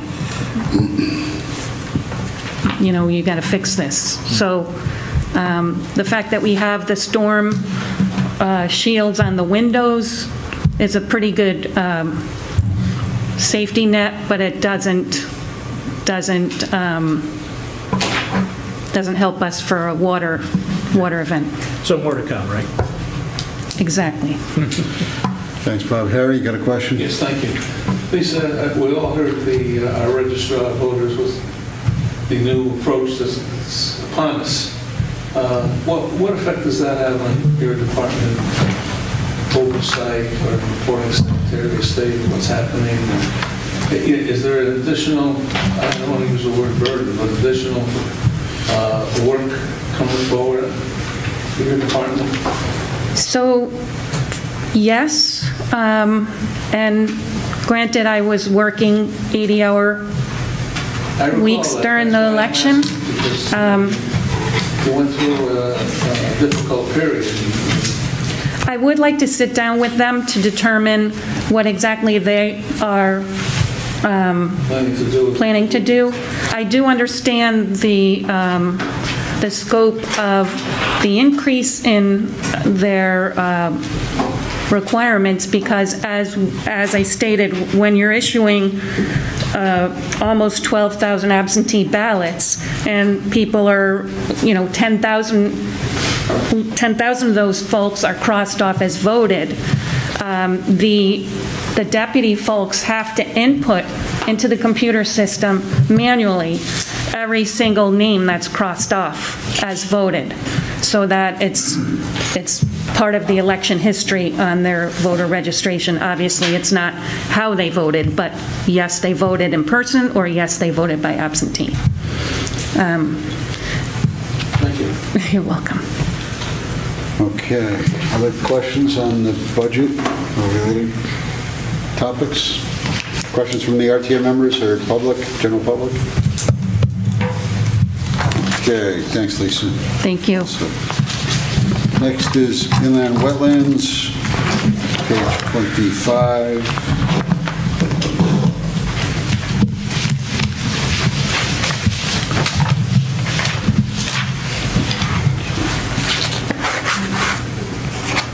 Sorry, I had to. Hello. Welcome, Jamie. So the highlights on changes for the budget are salaries. Both myself and my assistant are in tiered pay increases. My assistant started in October this year, and I started in January of last year. And then the other changes, I'm looking to move some of the money from travel, excuse me, to professional development based on the remote learning opportunities. Sorry. And And that's basically it, unless there's any questions. Okay, we're estimating revenues of, on a decrease of 15,000, or reduced by some, down to 15,000.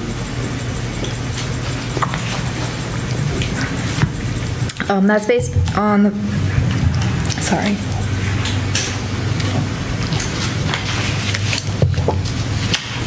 Application fees are based on the area of disturbance. And so over the last 2 years, we've had a lot of large applications, which is why the estimated revenue for this year and last year actual revenue was so high. If we don't have large projects, then the intake is usually closer to 8,000 to 15,000. So that's why I did the conservative 15,000 estimate. Got it, thank you. Questions from the board on this budget? Again, total request is $138,397. Questions from RTM members, the general public? Okay, you're all set? Thank you. Next, Conservation Commission, page 49.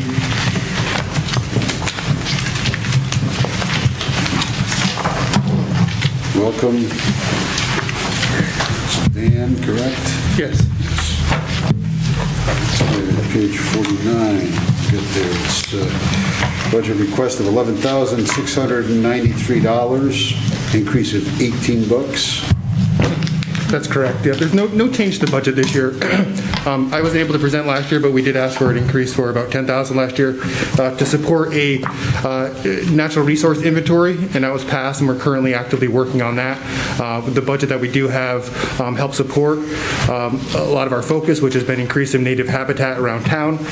We've been achieving this by participating in a pollinator pathway initiative, as well as really promoting native plants in public spaces. We've provided plants at the Branford Festival in the past, and are looking to do the same for Earth Day and the Branford Festival in the future. Really, we're looking at 2 projects right now to help invasive plants on town property to actually put plastic down. It's something we're using our budget for this year.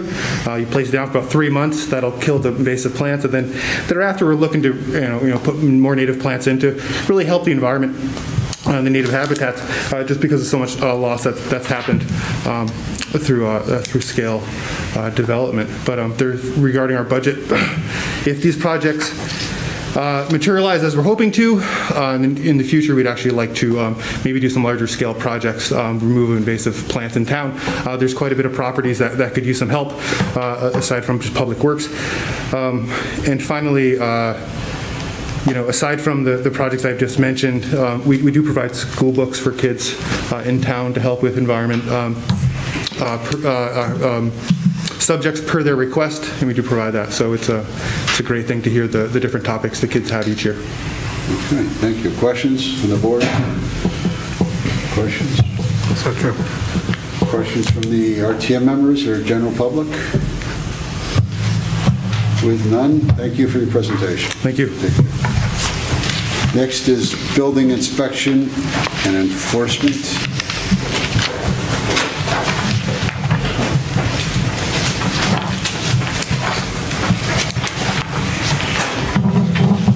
Welcome, Tony. Hello, everyone. How are you? Very good, thank you. Good. Request of $199,640, increase of $5,521. Okay, so our overall increase presented tonight is a 2.8% increase. We're asking for a 2.1% increase in total personnel services, that's by contractual.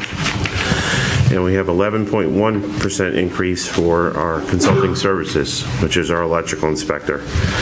The reason for the increase in our electrical inspector is because we are having one of the best years in the past over a decade, and the number of inspections have dramatically increased, which you'll see in our estimated revenue services. So going to our estimated revenues, we're estimating a revenue of $700,000 for fiscal year 21. we're estimating at $600,000 for fiscal year '22. To put that in perspective, to date, and almost the end of our third quarter, the total permit fees collected are $645,000, which represents a construction value of $57.7 million. We've seen a large increase in the number of generators installed. To give you an example, all of last fiscal year, we had a total of 28 generators installed. To date this year, for this fiscal year, we have 194 generators installed. So that's quite an increase. We're also seeing the same increases in the number of solar, and we expect to see that go up too with the green energy and the swing from fossil fuels to going green, and the Branford incentives out there to with these programs for solar installs. So basically that increase in our contractual services basically buys us another little over a week worth of inspection. Okay, thanks, Tony. Questions on this budget, Charlie? Hey, Tony, do people need to have a permit for solar panels on their roof? They do. They do, okay. They do. One of the problems that we see with the solar installs right now, and one of the biggest complaints that I receive, Charlie, is the fact that there is some associations out there, and condo associations by their bylaws prevent things like solar from being installed on their roof. So that's one of the largest complaints that I see so far. But I know there is legislation, and the state has been working on passing some laws to prevent, these type of restrictions when it comes to associations and condos. Thanks, Bob. Just a couple of questions. Yes, sir. So what do you see, residential versus commercial? What's the percentage? I don't have that exact figure. Branford has been pretty much diversified. It really depends on the interest rates that drive that number, but it's usually about a 60-40 split with commercial and residential.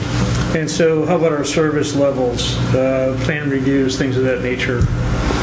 So currently, with the COVID pandemic, our review period of time has been extended from 30 days to 90 days, but I can tell you that, we've done our best, and nothing has taken more than 30 days within Branford. We have never executed that. We do our best to, expedite the process. We always promote to be a business-friendly town and to promote the growth of Branford. And we talked about, last time going to an online application. Has that worked out well? Yes. We expect that this spring we'll be rolling out our online portal, and you'll hear from the ID department that we'd like to expand that service and go full out with an onboard online permitting system, for this coming summer. So, basically contractors will have the ability to not only schedule inspections remotely from their phones, but also get the results right on their phones. Terrific. Good. Okay. Other questions? Questions from RTM members or members of the public? All right. Thanks, Tony. Thank you. Thank you. Have a good night. Thank you. Next is Planning and Zoning, page 22.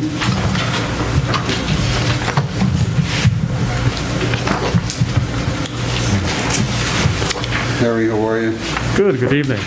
Good evening.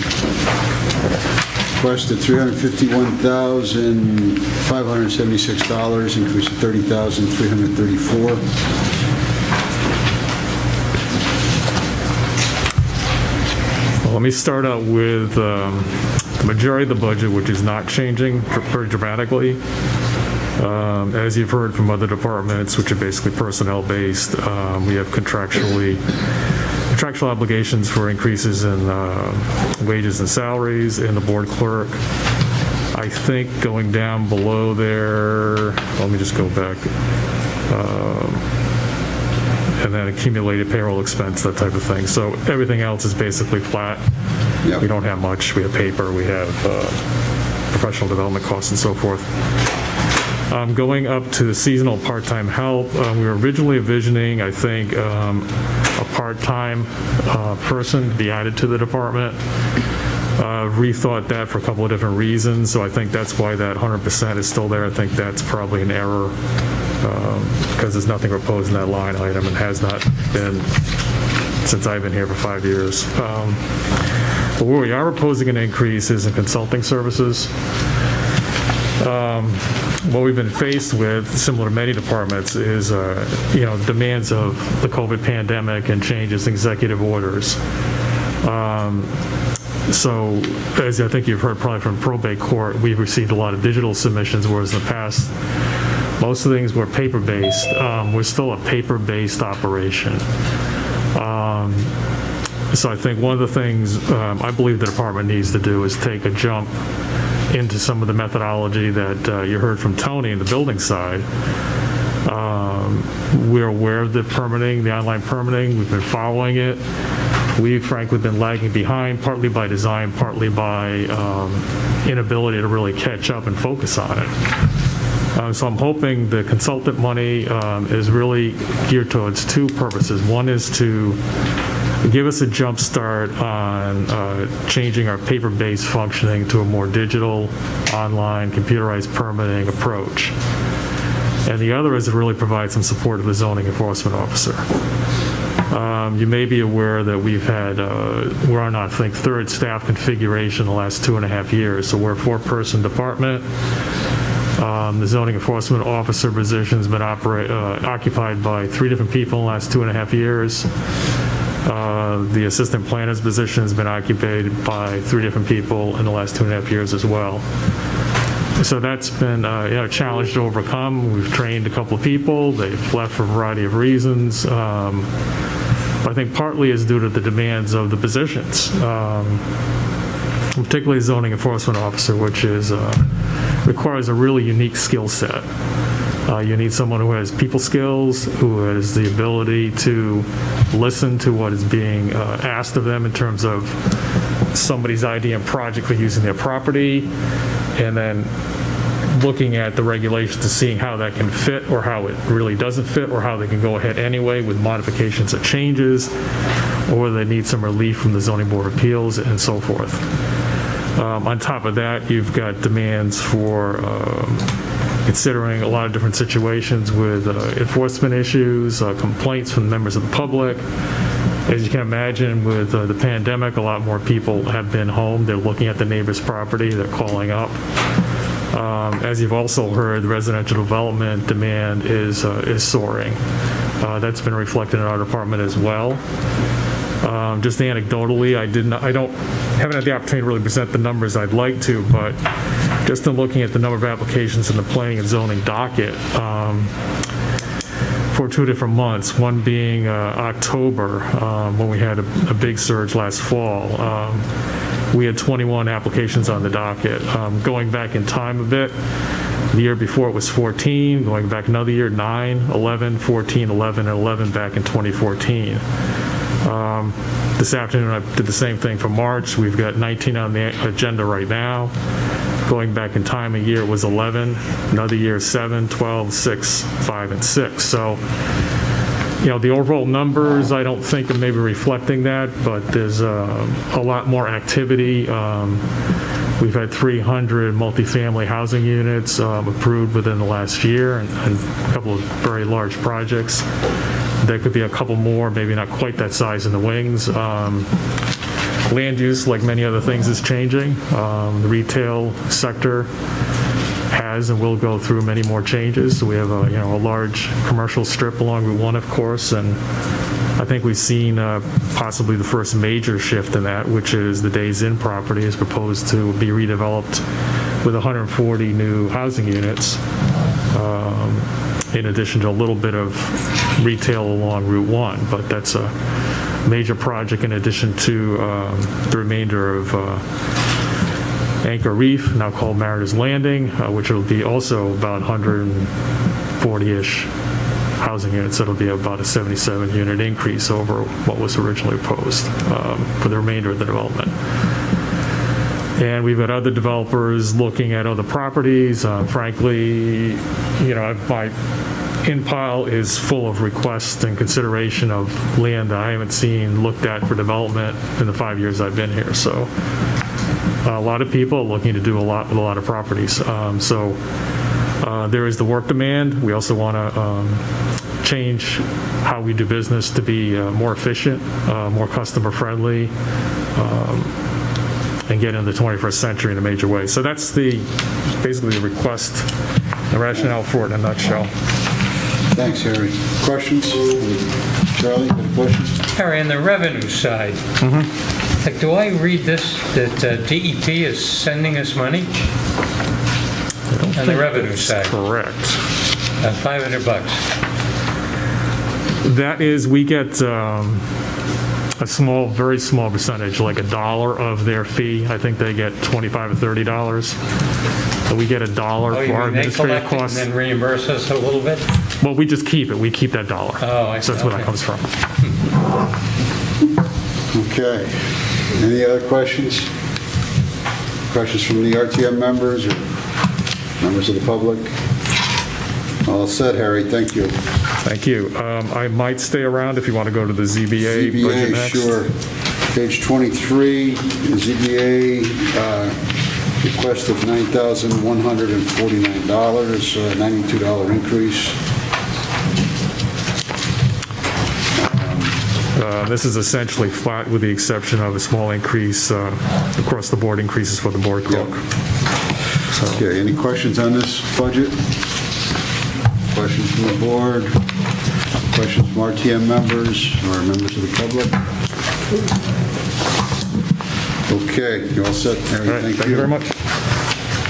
Next is economic development, page 24.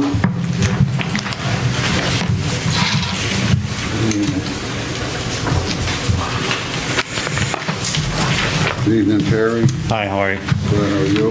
Good, thank you. Request of $47,455. Correct. Increase of $30,420. Joe, if you don't mind, I have a draft.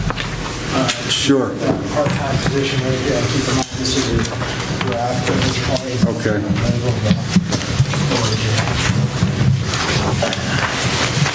That's really. Thank you. Are you co-presenting on this? Yeah, I'll present that because that's. Okay. So basically, our 2021 to 2022 requested budget amount is the same as what we had for 2020-2021. No increase. Obviously, as with many of the other departments, COVID has affected some of the operations and what you normally would do and would not do. So we feel strongly that we can maintain the same budget and be able to do the services and things that we need to do with the town. Okay. So just to follow up on that, Joe. So basically, the commission, the Economic Development Commission's budget is roughly $17,000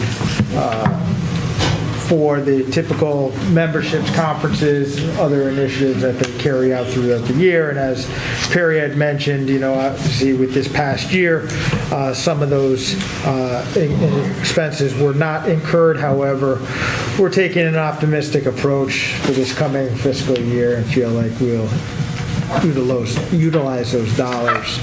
Obviously, the big driver for the significant increases for the part-time economic development manager position. This is a part-time position funded for 19 hours per week at $30 an hour. I did give to each of you a draft job description. They're still working on that with Margaret from HR and the commission itself. I just shared this with the commission last week, although it's been discussed. So I do think that this is a position that can be of great value. You just heard from your last two presenters.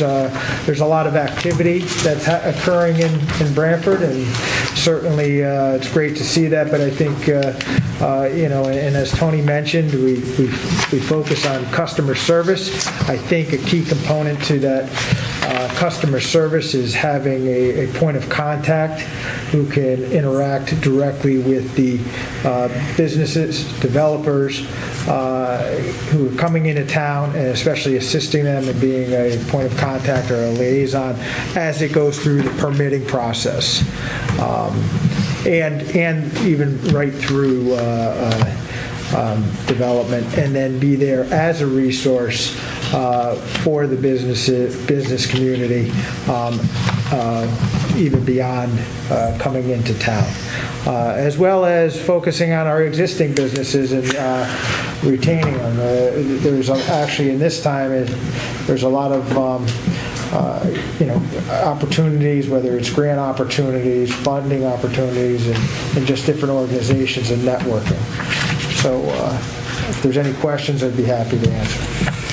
Okay, questions either on the operating budget or the request for part-time help? Pretty self-explanatory. We can review the job description here. Questions from the RTM or general public in regards to this budget? Okay, thank you. Thank you. Thank you all very much. Thank you, Barry. Thank you, Jim. Next is Water Pollution Control Authority, page 64 and 65. Bless you. Thanks.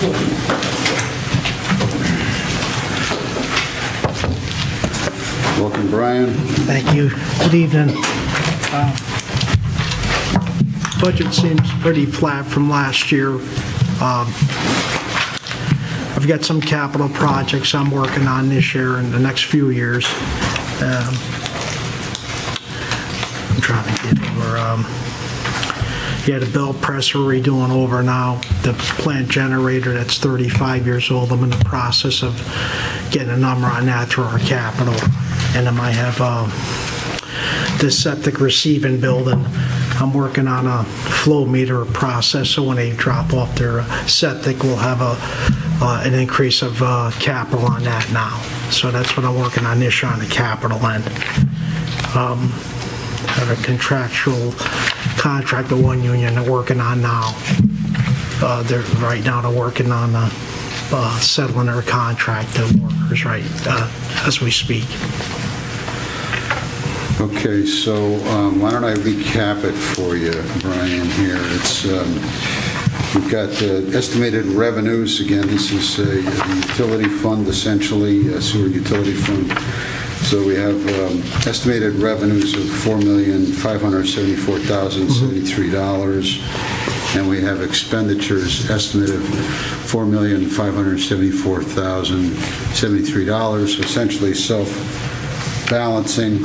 There's this transfer in from the town is $600,000 as it's been for years. Yeah. And the rest is basically fee-driven, with also some capital items. So your operating budget has a small increase, and it's really based around you've reduced your seasonal and part-time by $53,000 some odd dollars, and you increase the health employee benefits by $43,000, and you've reduced the apparatus fund transfer out of by $25,000. So those are the major changes that are on the budget. Questions on the operating budget for the utility fund, sewer utility fund? Bob?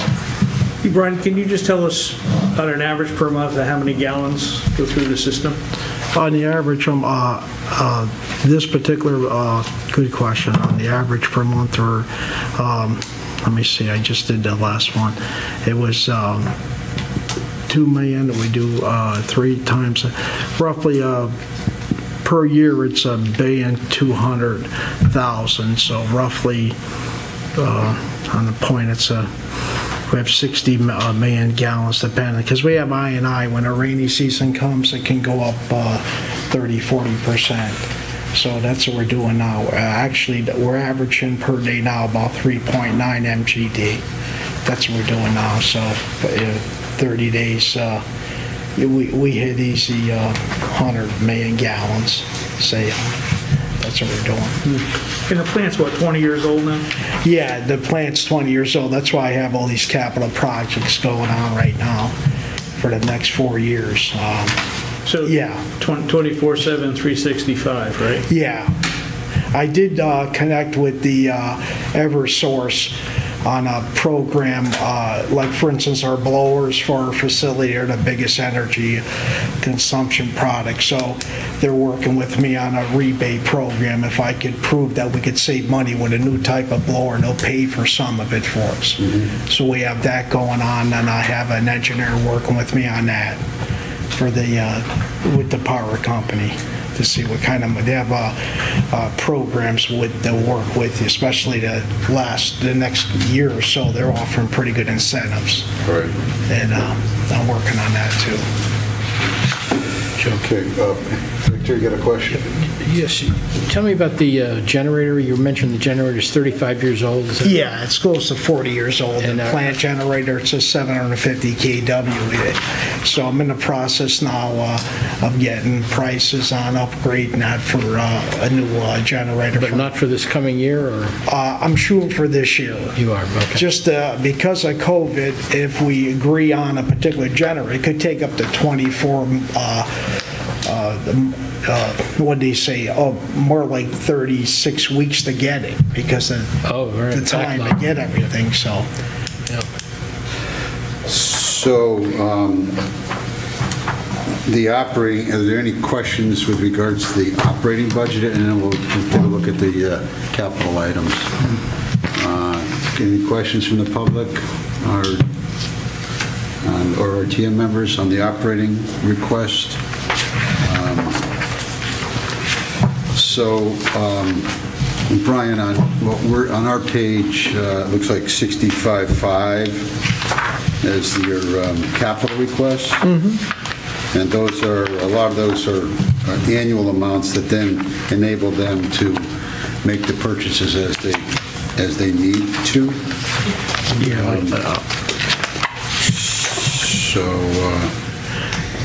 Like the generator for the pump stations, I have actually Pine Orchard. I'm in the process of redoing that generator, and I do have allocated money from a years past for that.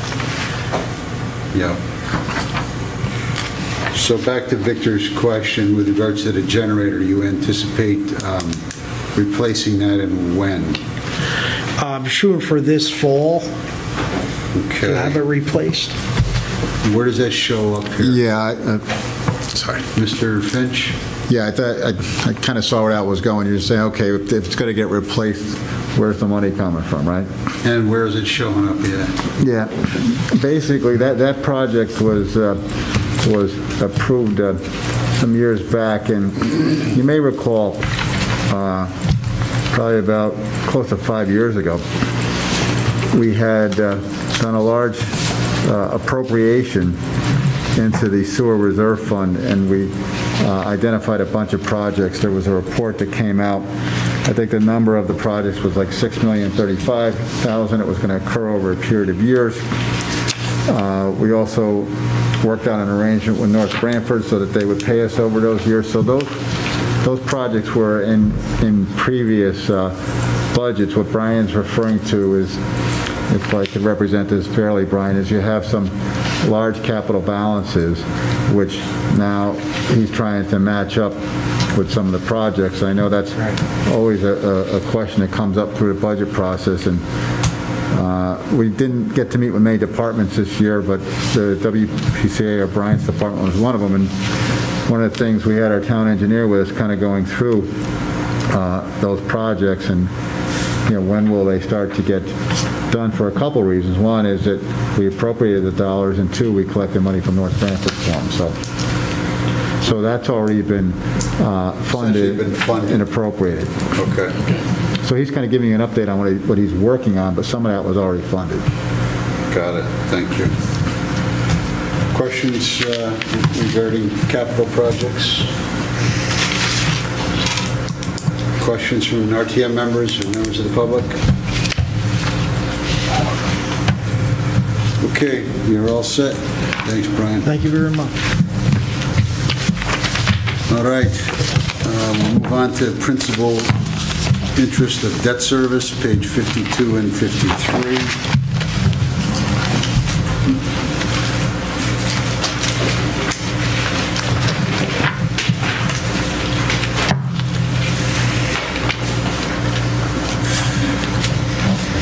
Page 52 is principal, $6,940,000. Additional request of $1,881,000. Mr. Finch? Yep. The first thing I want to address is probably the obvious question and remind folks of how this went down is why is debt service going up so much when you've heard over the years that we have a plan to keep our debt service relatively level, so now you see a year-over-year variance. So I thought maybe we'd just go back through the past year. And you may recall that we had done a refunding of our Clean Water Fund debt. A lot of that Clean Water Fund debt gets paid monthly. So once we did that refunding in July, we took about $1.5 million, and we used that to pay down the Blackstone Library authorized unissued debt. So when you look at page 5 of the budget summary, you'll see that, the capital's going down by about $1.5 million. The debt service, if you look at total debt service, is up about $1.6 million. The net difference is about $100,000 and change. That goes back to the statement in terms of our overall debt service remaining flat. So we're basically at 9, call it 9.6. We'll probably be in that range for this year and next year. Then if things go as potentially as planned, and this is what we're seeing right now. We still have projects that need to be financed. The animal shelter being one. You look out in the plan, you see the Board of Ed roof, and then there's also sort of the unknowns that we try to build in some capacity. But I don't contemplate a bond issue for next fiscal year. Although having said that, you may recall at the last meeting we were talking about the potential opportunities to do a refunding, and we had mentioned that if we did it on a tax-exempt basis, we would net on a present value basis about $1.8 million versus $800,000, so it's roughly about $1 million difference. And where we stand with that right now is that the law still hasn't changed, but the process still has to play itself out. I think you were all copied. The selectmen did send a letter to our 2 senators in Rosa. Other communities now are jumping on the bandwagon. One of my colleagues asked to borrow our letter from Bristol when they were talking with Blumenthal's office, because the advantage we have in that letter is we priced them both on the same day. So the control is actually the change in the law. And so that's what's kind of going on the debt front. If we do a refunding, it may shuffle these numbers a little bit, but as in the past, I'd come back to you with any adjustments. So that's kind of it in a nutshell. There are no large projects basically being contemplated at this point. And when I say large, it's all a matter of scale, right? I mean, if you look at the library project, you look at the community house, and you look at the middle school, those would be large projects. The animal shelter I've already mentioned. So in terms of any other new projects out there, I don't see anything that's right now that's it's very large, and hopefully anything that does come up can kind of fit in the unknowns for a future sale in calendar year 22, fiscal year 23. Okay, thanks, Jim. Questions on debt service, either principal or interest, budgets? Again, the principal is $6,940,000. The interest is $2,653,879 for a total of $9,593,879. Okay, questions from RTM members or the general public? Okay, thank you. Now we'll move on to contingency on page 58.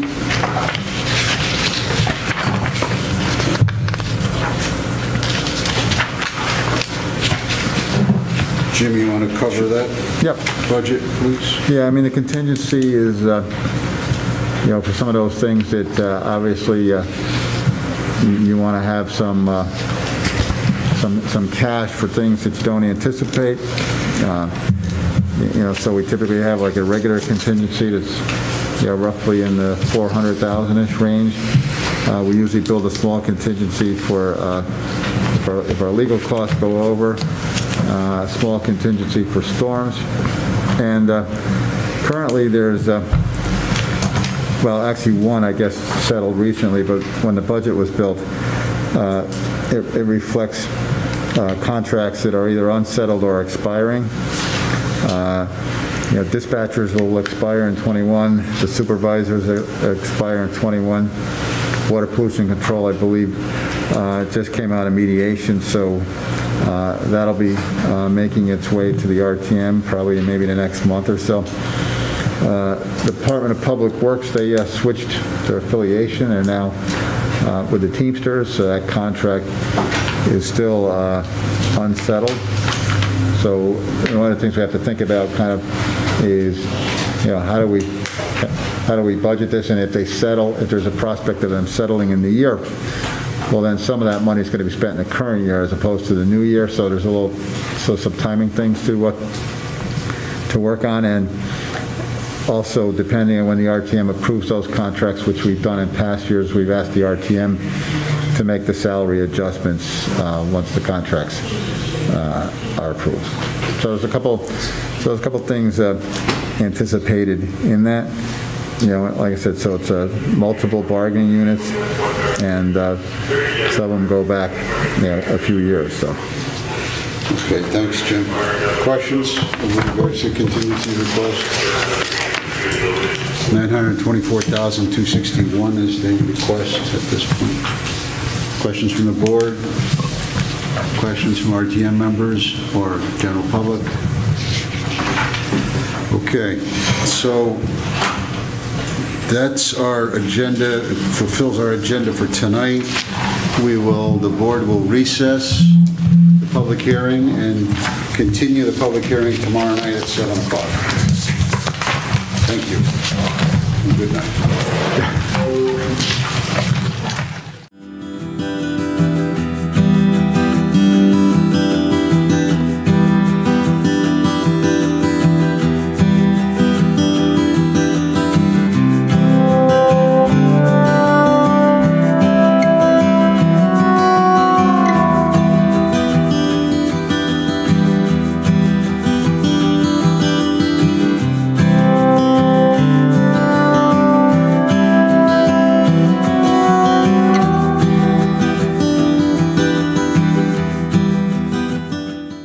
This program was brought to you in part through the support of the Town of Branford. Watch town meetings and other videos on demand at BranfordTV.org.